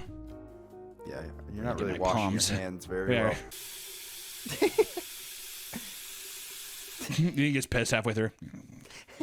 Though it might seem like the gloving community is mostly just a meme, it's actually much more diverse than you think. Online, there are tons of VTubers who implement gloving to their character rigs in order to make it a part of their streams. This technology also extends to VR chat, where massive virtual raves are now filled with glovers, including users considered professional VR chat glovers who host their own finger raves, which feels like a direct response to they won't let me do this in my actual rave, so now they have gone online and they get a community that way. Gloving has found a home in ASMR community, where thousands of people tune in every night to fall asleep to their favorite ASMR glover.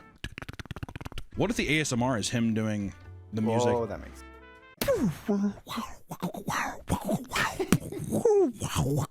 He does that fucking that Zelda edit, whatever.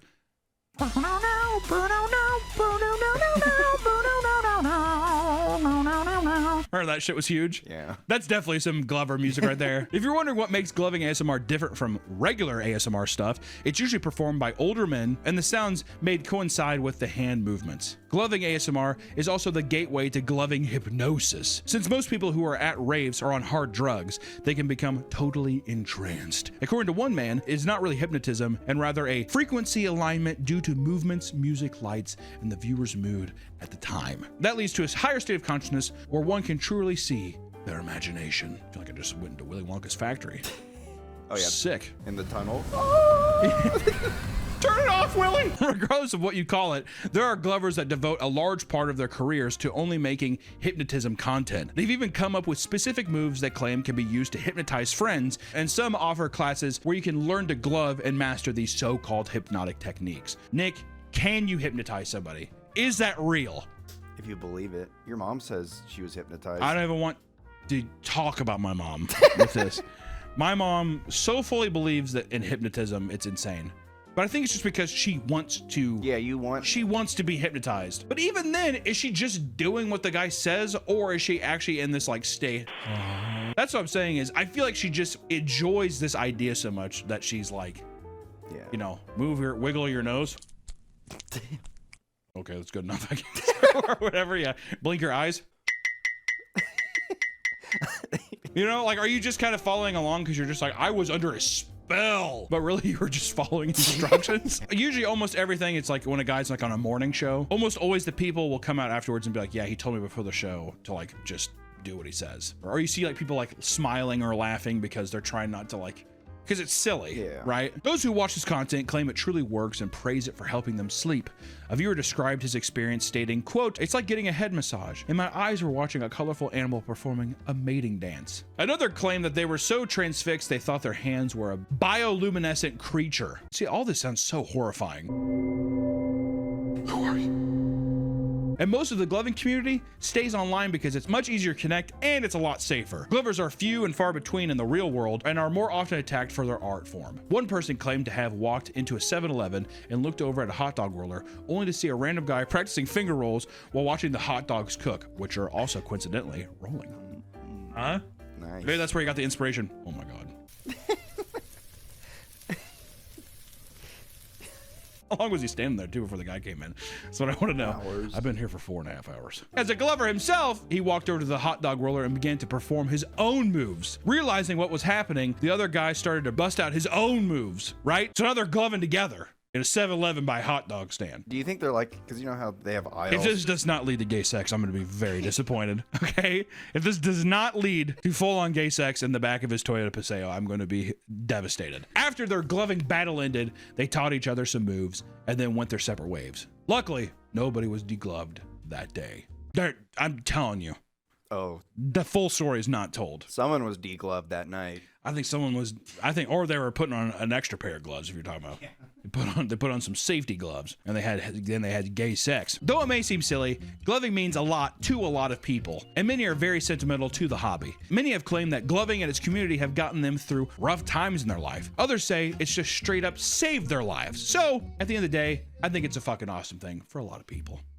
There are tons of niche online communities waiting to be discovered. While it's fine to make jokes, it's also cool to see that even the more bizarre hobbies can become so important to such a large group of people. With the next generation of youth now aware of gloving, there's no telling how far it will go. Maybe it can even get the future EDM festivals to unban it, right?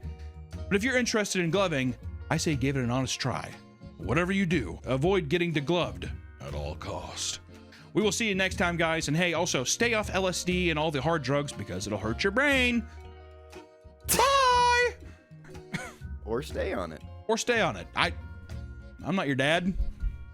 I'm just an obese guy online.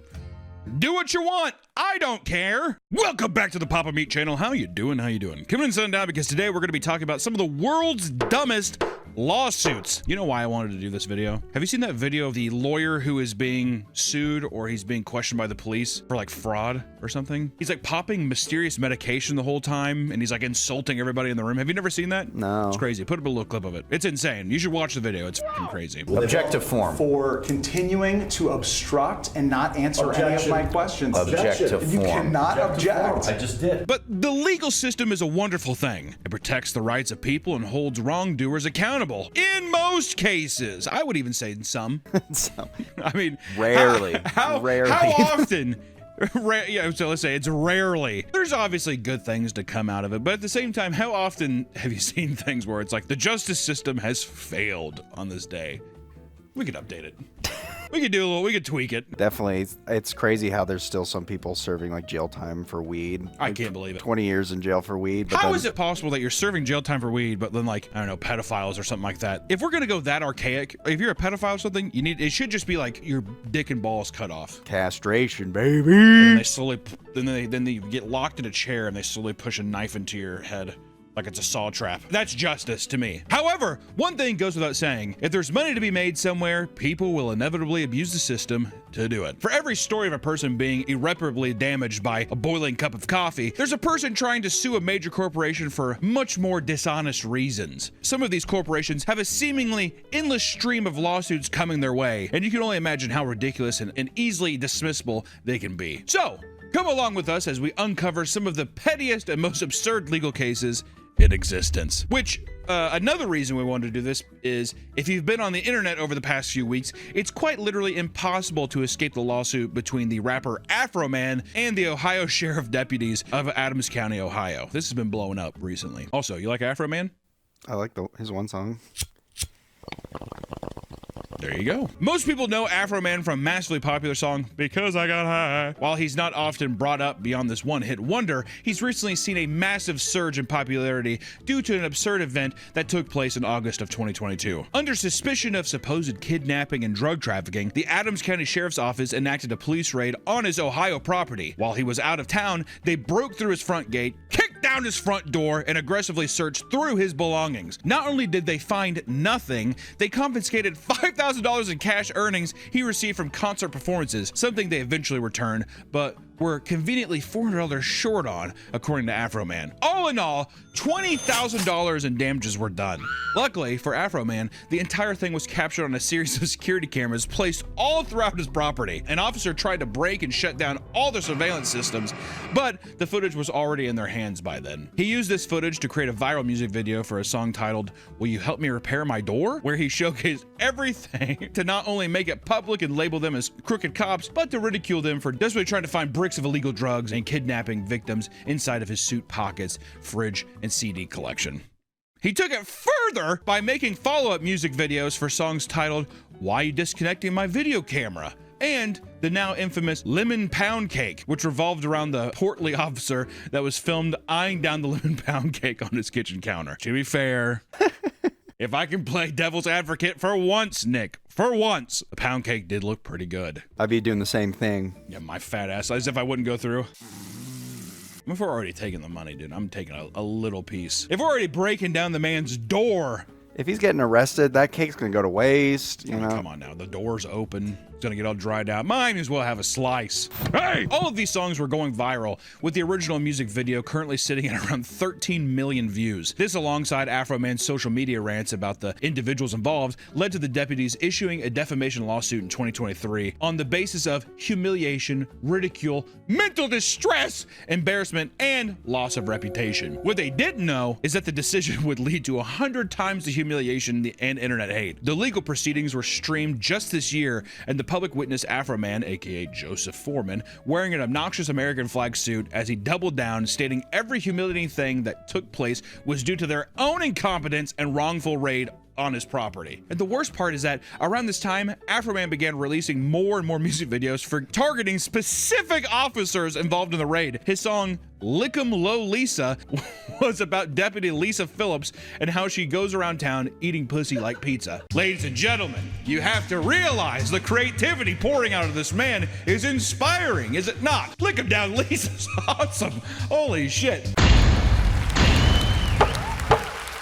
With an unfortunately catchy chorus alongside a reenactment of Lisa doing the deed with what appeared to be a hired stripper. Now, the legality of these things and the kind of the besmirchment of character is so petty that it is inspiring, and I gotta say it's on levels that are unprecedented. I wish that we could be this petty, Nick. I wish we had the music talents to make something so quickly. What would you make as a petty song? Probably something with Disney adults or something. I don't know. Yeah. But see, it just wouldn't have the same kind of soul. I wouldn't be able to put the same kind of charm into it. There's no personal, or maybe there's it isn't personal enough. It's mostly from a distance where I'm just like, I don't know. But even then, I would still be like, you do what you want. This is soul wrenching. This is a person that has been brought to his knees in terror and horror. It's from the heart. The video ends with Afroman and Lisa's impersonator making amends before going back to his home to have hardcore sex, which, if you've seen anything with Afroman, there's a lot of things. It's very sexually explicit tweets and content in general, so. Is it him and Lisa had sex in the video? He fucked Lisa, the impersonator. Not. Yeah, then, of course, the impersonator, which I will say, if I was Lisa, don't know how I would take all that. No. It's a bit aggressive. Yeah. At least it's consensual, though. It's not him. No. I'm just saying, regardless, it's quite the story. Yeah. All right? In a comically diabolical moment, Lisa Phillips was forced to listen to the entire 13-minute song in court, eventually breaking out into full-blown tears. It's just like, holy shit. Yeah, so then you're gonna go have sex with Afro Man there. Which also, hold it together, dude. Lick 'em Lisa's eating pussy like pizza. Come on. It ain't that big of a... I mean, am I wrong? Am I wrong to say that's not... to break down into tears? You know what I bet she was trying to do? She was fighting the urge to be like... Yeah. You know what I mean? She was getting jiggy with it. She actually was enjoying the song. She's like... to try to hide it. She was tapping her foot behind that. Sean Cooley, the lemon pound cake guy, was also forced to sit through his song as well. And during his cross-examination, he claimed that he'd been sent hundreds of pound cakes at work from different people. That's a blessing. Is that even, waiter, waiter, my steak is too, my steak is too buttery or whatever the fuck it is. It's one of those things where it's like, oh God, poor me. All the lemon cake, hundreds of people send me lemon pound cake. Do you think he was heavier by the time he got there? Oh yeah, he's definitely gained a little weight. He's like, I am sick and tired. He's like way, way bigger, just so bloated. And his song targeting Sean grooming grooms was a song about how he was repeatedly pulling over and having sex with drug addicts, something Afroman's attorney supposedly discovered after reaching out to his ex-wife. The pettiness, it tastes so sweet. Sean claimed this song was a major factor in them getting a divorce, but his ex testified that this song had no effect on her life or this decision, adding that she'd even gotten a restraining order on Sean Grooms at one point. This song ruined our marriage. And then to have the wife show up and be like, no. I got you. That it's not even the tip of the iceberg. Also, this has been a long-standing problem. What do you think? Did the officer? Do you think he was just like?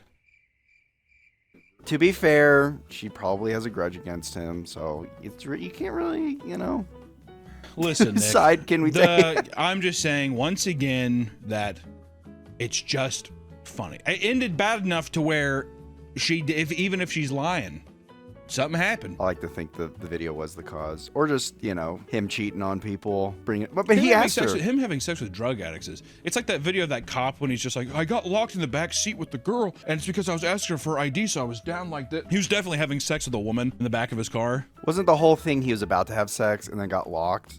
Right? I think, yeah. Okay. And they got locked in the car and they're like, well, what are you doing? He's like, that's why I was laying down. It's a funny video, though. Yeah. Him trying to explain it, very funny video. We're going to show a lot of funny videos today. In the song titled, Randy Walters is a Son of a Bitch, Afroman claims that he fucked his wife. In what seems to be an attempt to strengthen his case, a lawyer asked Randy if everyone understood that Afroman didn't actually have sex with his wife, and he simply responds, I don't know.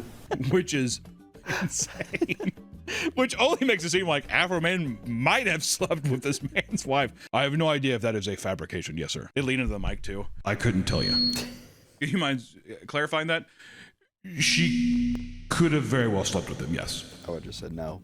No. Yeah, exactly. I would have given the little Bugs Bunny. No. In the end, not only did the jury side with Afro Man, but he was able to do an insane amount of further damage to their reputation, which is one time when a lawsuit absolutely fires back. That doesn't happen all the time, though. No. That's a slam dunk. Slam dunks are very, very rare. That's a 4-year slam dunk right there. That's with the best payoff of all time. I can only imagine that he must have slept so well that night. Not that he was losing sleep over it, but I'm just saying, like, just after that big of a slam dunk, oh my God, he probably had sex with all their wives too. I was gonna say, yeah. I mean, with probably what had we've sex seen, with Lisa. Oh. When it comes to unnecessary lawsuits, nobody is safe. Even a date or an innocent crush can end in potentially life-ending legal debt. Texting inside of a movie theater is extremely frowned upon, but one man named Brandon Vesmer was so offended he sued his date over it. He sued her! Brandon took her out to see Guardians of the Galaxy 2. Of course, it's a fucking Marvel, bro. Yeah, Rocket Raccoon's just like, come on, Groot, we're gonna blow something up! Whatever, and he's just like... At that point, get up and, like, move. That or just be like, I'm gonna leave and see it some other time. Or be like, you just go. Yeah, get out of here. Yeah, kick her out. That's what you should. Get out of here. But slowly, he became more and more upset when he noticed that she had been texting throughout the entire movie. He paid, and I'm gonna say this, I want people to just really listen to it. He paid $17.31 for 2 of them to see the movie. And he thought it was insanely rude, so he told her to stop. She refused, so he told her to step outside to be respectful to him and the other moviegoers trying to enjoy Guardians of the Galaxy 2. All right? Guys! Every time I've seen Guardians of the Galaxy, it's been on a date. It's a good date movie. I could see any Marvel movie being a good date movie because it's just, do you even have to, it's just big flashing images and then you get a smile and laugh and then you can be like. And then you kiss the girl at the end. Yeah, you wake her up from her nap and you feel her breast. Have you ever witnessed anybody in a movie theater do anything? No. I mean, I've partaked a little bit. Not like, just a little booty grab. Are you talking about a girl fell asleep during Batman, you like grabbed her tit and you started making out with her? Yes, but I woke her up first to kind of clarify that. You're gonna miss this part. Wake up, baby. Wake up, the Batman's on. Hey! Wake up! And then, I don't know how I got to it, but then I think I just looked her in the eyes and went for a kiss. And then, yeah, the family of 5 sitting next to us definitely saw me. I have the biggest tell when I'm about to kiss. I just stare them in the eyes. Yeah, it's just one of these. Yeah, smile and then lean in a little bit. Yeah. Eyes wide open. Yeah. And that's exactly what she did. But she then decided to just go home because she was the one that drove them. So she just stranded him at the movie theater by himself. Which, to be fair, if you asked me to get up and leave, what am I going to do, take you home? Okay, yeah, I will. All right, you ready for the ride? No, fuck off. Take an Uber, dude. You know? So he did the only sensible thing and sued her for the cost of the tickets. $17, okay? Not even $17. What, not like almost $9. 18 and some change. Arguing that she was a threat to civilized society. A threat to civilized society. However, the case was dismissed because the woman moved out of the county and left the judge's jurisdiction. Or the judge is going to be like, what am I going to do? Find somebody for $9? At that point, you're wasting the judge's time, aren't you? Well, it's because it was his allowance. It was his 40. He's a 43-year-old who lives at home. His mom's like, all right, we'll give you $10. And he's like, cowabunga. Yeah, I could have saw 2 movies, but I wasted my allowance on you. And now I have to watch it again, so it's like I paid for 3 movies when I. He must have been some silver tongue, though, right? Be able to pick up a lady. Oh, that's true. You got the date. That's true. Something's going right. Over in Italy, another lawsuit began after a husband told his wife he had to attend a business dinner with some clients at a local restaurant. Not thinking anything of it, the wife told him to enjoy his meal. But little did she know, her husband was meeting his secret lover. Mamma mia. While eating, the restaurant was filming promotional content, which just so happened to film the man and his mistress sitting at a table. And shortly after the dinner ended, the video was uploaded to TikTok, where the wife somehow caught it and realized what was going on. The wife quickly filed for divorce, and instead of taking accountability for ruining their marriage, the husband sued the restaurant for filming him. Not long after the footage was uploaded, an Italian consumers rights organization, Codicons, backed the husband and filed the lawsuit on On his behalf, he claimed that the restaurant filmed him without his consent and exposed his private life, which caused serious damage to his family life. The lawsuit is still ongoing and may actually have a chance of winning because of European privacy laws, which requires businesses to obtain consent before publishing images of customers. I will say, the man's a dirty dog, is he not? Right? He deserves to be in the doghouse. But at the same time, don't film me at your stupid fucking restaurant and post it on TikTok. Yeah. All right? Because also, they're going to misconstrue my emotions in that restaurant. Like if I'm laughing with my friend, they're going to take that and put it online and be like, look how much fun they're having in our restaurant. Like, really, my friend just told me a funny joke involving radio. Yeah, my woman friend told me a very funny joke, so I kissed her. Yeah, she told me such a funny joke that I had to make love with her underneath the table. Getting rejected is hard, but some people cannot cope with it, so they turn to lawyers to try to help them feel better. Who does that? It's like a psychiatrist. I feel bad. Mr. Lawyer? Yeah, sue him. Okay. In 2016, Kay Koshingen and Nora Tanshu-May met at a Singaporean social media event and quickly became good friends. Koshingen had fallen head over heels for Nora, but Nora had repeatedly told him that she did not feel the same way and wanted to remain friends. God, how many times have we heard of that, fellas? Right, Nick? Oh, amen, brother. It's happened to me. I've been there 6 years. For 6 years. Oh, with a girl? Yeah. Pawing at the door? Yeah. Oh, let me in. Let me in, baby. It's cold outside. Koshingen didn't take this well and eventually claimed he'd suffer emotional damage from the reduced contact, so Nora agreed to attend counseling sessions for 18 months to help him get over her. A year and a half, all right? Even the counseling didn't work, and he demanded to see her more and have deep conversations. It was at a point that Nora completely cut contact. First off, can I just say, Nora, what a saint. To even put up with that, you know how many people would just be like, why don't you go fuck yourself, freak? I mean, actually, like people would just be like, fucking leave me alone, loser. I have emotional distress. You know what's gonna be even more distress is when I take this ball peen hammer and drive it through your fucking skull. Get away from me. Imagine, it's terrorism. Can we take counseling together? Which also, taking the counseling thing would be like, does that make any sense at all? I have to meet up with you on a scheduled basis? It's a manipulative trick to just, hopefully she'll fall in love with me. If we Well, go to exactly. She's counseling. going to see how vulnerable I am in the setting over the course of a year and a half or however long it's going to be. And then she'll just fall in love with me. She'll be tricked. She'll be tricked. Well, like literally, she's probably just like, I'll trick her into loving me. In response, Koshingen filed 2 lawsuits against Nora. The first one was for a realistic and I think pretty reasonable $3 million, which he believed he deserved to cover the trauma and depression from her rejection. He also claimed that her rejection ruined his stellar reputation and cost him money. The second lawsuit was for $22,000 because he claimed Nora agreed to improve the relationship, but guess what? She didn't. $3,022,000. That's what you owe me, Nora. Tease! Both lawsuits were dismissed, with the judge finding that Koshingen was abusing the court process, and Nora would then file a lawsuit and win a large sum of money to cover the counseling costs and help install extra security around her house. That's justice. See, these have actually been pretty good. These have been pretty good so far. Once again, these are not, I want to put out there just immediately, this is not realistic. Somebody did me wrong. I even go to the police being like, this happened, and they're just saying, we can't. There's nothing we can do. Sorry. That's usually it. You'll even ask a lawyer, what the fuck can I do?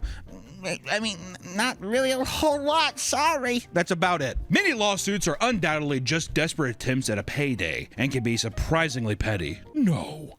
In 2005, for example, a man named Ray Pearson was convinced that his local dry cleaning shop lost a pair of his pants that belonged to him. Despite boasting same-day service, the pants he'd given them were returned several days later and were supposedly not the original pair he'd given them, according to him, which is also kind of funny. You know, are these mine? I've had that happen. When I lived in New York, I was like, there's a pair of blue jeans, but it was just not, it didn't seem like the right pair. Was it too small or? No. Right size, but it was almost as if I'd never held these before. See, that's, if I was a woman, I would give back clothes that were too small to fuck with them. Wait, if you were a woman? If I was dating, like, if in this situation, if I was giving someone back, like, their clothes that we've been dating for, in a woman's case, to fuck with the guy, I would give him different size jeans. No, those are definitely yours. So in this case, you're saying that if you were a woman, you would give back, because you're cleaning them, I'm guessing? I was actually thinking more of a breakup to fuck with someone. Okay, so in this scenario, you're a woman who broke up with a man. Give him back some jeans. And it's like, I'm going to pick up my stuff later, but then you take the jeans and you swap them for like a smaller pair to fuck with them. Yeah. I'm giving back the jeans. Why? No, I got it. It doesn't matter. I wanted you to know. I was trying to connect with you on a way of me saying that I've got an uncanny pair of pants. And I might be siding with this man. Also, same-day service and several days later. False advertising, maybe? I don't know. That is, yeah. That's all I'm saying. Because the sign on their building said satisfaction guaranteed, Roy naturally felt that they should have to compensate him for these inconveniences. But they refused to cough up $1,000, which was the apparent value of the pants, by the way. $1,000 pants? God damn. And this led him suffering inconvenience and mental distress, ultimately deciding that a request of $54 million in damages was appropriate. Whoa! Within that fortune, $15,000 was supposedly needed to pay for him renting a car every weekend so he could go to a non-local dry cleaners, a request that reportedly led to the judge having to physically hold in laughter, which was pretty funny. People were infuriated that the case wasn't thrown out immediately, and the poor Korean immigrants that ran the cleaners had to spend 2 years straight up dealing with the legal process, spending thousands of dollars in fees. And in a truly pathetic display in the courtroom, Roy would become emotional thinking about his beloved pants, breaking down into tears and stating, "Never before in recorded history have a group of defendants engaged in such misleading and unfair business practices." His outburst led to a short recess being declared so he could calm down. And throughout the proceedings, Roy claimed to speak for an entire class of people, as if standing up to insidious businesses on their behalf. Roy was truly ready to draw things out, claiming he had plans to call as many as 63 witnesses. But in the end, of course, Roy did not receive his $54 million and instead had to pay for all the defendants' court and attorney fees, which ended up not being necessary due to a public crowdfunding campaign made on their behalf, which is pretty sweet. According to defense lawyer Chris Manning, Roy was recently divorced, jobless, and only had as much as $2,000 to his name, which likely led to him picking on a family business out of pure spite. Which I will say, in this case, if I was the Korean family, I would want a restraining order. A man that crazy in court, I would say, is going, like, once this is done, he's going to show back up. I think not even the financial aspect. I think he needs to serve some jail time. I think some kind of punishment is in, like, some kind of, like, reforming of some kind. Exactly. Even if it's just a couple months in prison. Just throw him in there. Full security prison. I agree. I think a year. Well, if anything, if you don't have any money, if you're that crazy, spend it in a year. A little year in prison never hurt anybody.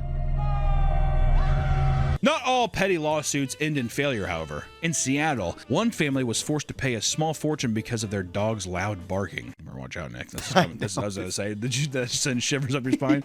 Nick every day has his neighbors call. I'm not even joking. Every day has his neighbors call him, asking, "Can you tell them to come inside?" And then Nick takes his app on his phone and does, Teddy Max. And he waits for them to come inside the house. Is this true? It is true. Do you ever fear a lawsuit is coming? They were sending letters to the county, and then it said, like, if this doesn't stop, you'll be sued. And then I asked my realtor, and she was like, they can't do that. That's just a threat. You can't. Yeah. What is a realtor? Is a realtor a lawyer? No. According to Woodrow Thompson, the family of Denise Norton owned a dog that was apparently not just loud, but explosively barking in an intentional way that caused profound emotional distress. To exaggerate just how absurdly loud this dog was, the lawsuit stated that the volume would sometimes reach as much as 128 decibels. This would be comparable to a chainsaw, booming thunder, and even around the sound levels of a military jet during takeoff, all right? That's how loud this dog is. Denise ignored this lawsuit completely because the claims were so insane that she didn't even register it as genuine possibility. This would end up being her undoing, as not challenging the lawsuit led to a default ruling in Woodrow's favor. Though it's unknown if she successfully got the case dismissed, failure to do so would result in their family paying $500,000. $500,000. Better get that Ethereum check, buddy, because I'm telling you, you better put some muzzles on those fucking dogs. You have to sell the house. Holy shit. Perhaps one of the pettiest crimes, however, is one brought on by Alan Heckard, who was so infuriated about his resemblance to Michael Jordan that he decided to sue him for it. According to him, he was constantly stopped by people who believed that he was a famous athlete. He claimed that this had happened, quote, nearly every day for over the past 15 years. Despite Michael Jordan having no influence on this, he was being sued on the basis of defamation, permanent injury, and emotional pain and suffering. He even went after Phil Knight, the founder of Nike, as they significantly elevated his career and helped him become more recognizable. You know, Air Jordan guys, come on! The combined amount Allen was asking for accounted for $832 million. His explanation for the amount was, quote, Well, you figure with my age, and you multiply that by 7, and then I turn around and I figure that's what it all boils down to. You cannot argue with that logic, can you, Nick? No, it's pretty sound. Pretty bulletproof is what I would say. Obviously, the complaint was dismissed. While he didn't explain why, the founder of Nike assumed it was because Allen realized that losing the lawsuit would mean that he'd have to pay all their legal fees. Nike's legal fees? Fuck that.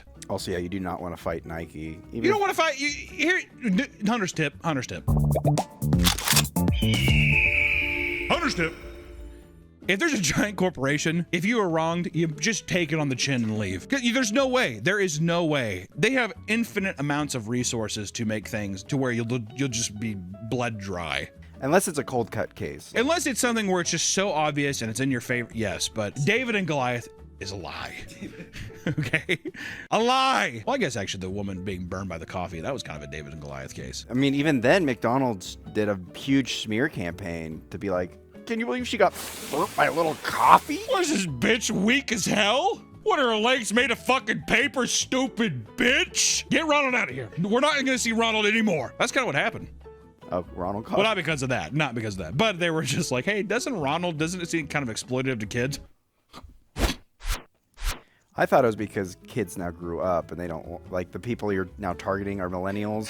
I don't think so. I think that I think that it was a thing where it was exploitative and a clown was going to kids being like, you should eat this big cheeseburger, this fries, you fat little fuck. There really is no end to the insane stories that came out from the world of absurd lawsuits. It doesn't matter how insane the claims are because people will always find a way to abuse a system if it benefits them. Robert Lee Brock was a prisoner in Virginia in 1995 when he filed a lawsuit against himself because he was responsible for his own imprisonment and violating his own religious beliefs due to his inability to practice them while in prison. In his own words, he said, I partook of alcoholic beverages in 1993, July 1st. As a result, I caused myself to violate my religious beliefs. This was done by my going out and getting arrested. In total, he was seeking $5 million, but his case was thrown out since he was both the plaintiff and the defendant, meaning he simply couldn't lose. Which in his mind, I bet he was just like, it's the perfect plan. Checkmate. Checkmate me. In 2002, Lee Boy Malvo and his accomplice, John Allen Muhammad, were committing a mass shooting in Washington, D.C., dubbed the D.C. Sniper Shootings. God!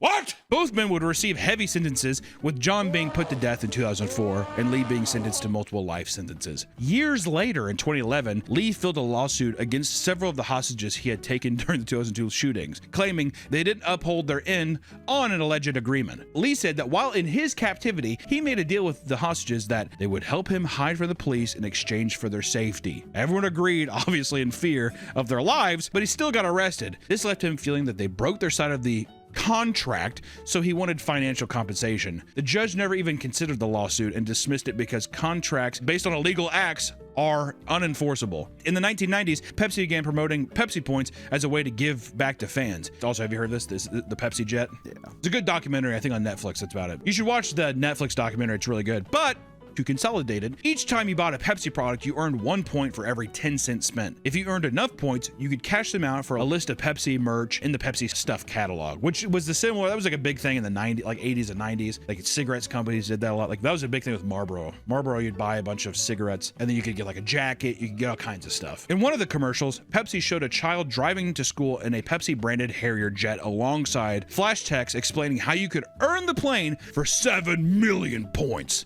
In order to get the jet, someone would have to buy $700,000 worth of Pepsi products, which is exactly what happened. And I want to say that some person found out that if I just spend $700,000 on Pepsi products, I can get a $35 million jet. Kind of fun.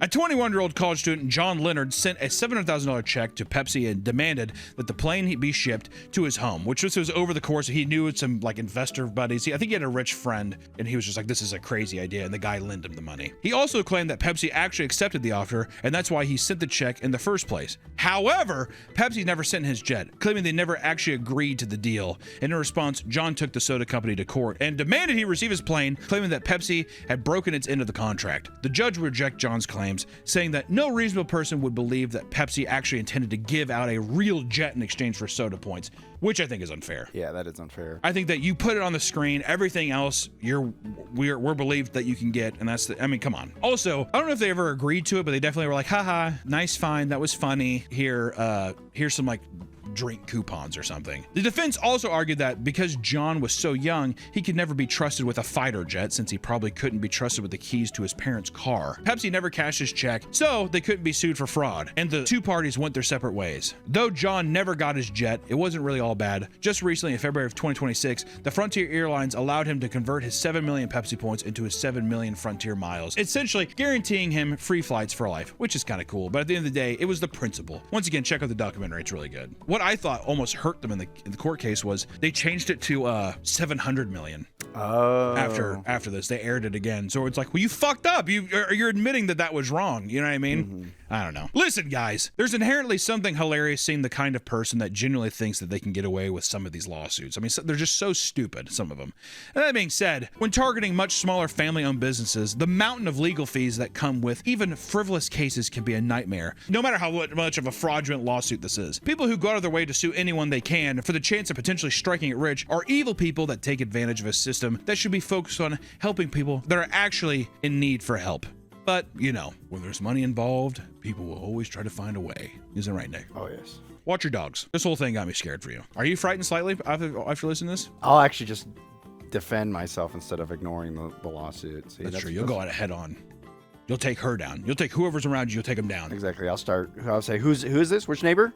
Which one? Okay, yeah, she plays loud soap operas in the middle of the night. Okay, well, yeah, exactly. I see her selling crack outside of her house. So, would you do it? Would you actually try to get a real lie, or would you try to get a real reason to get her in trouble, or would you lie? Real reason. And if that doesn't work, then you lie. Mm-hmm. Yeah. First, I'd get binoculars, scope out, take a week off from work. Yeah, Nick, where are you? I'm busy. You get fired immediately from the job. That's all we have. We'll see you next time. Bye-bye.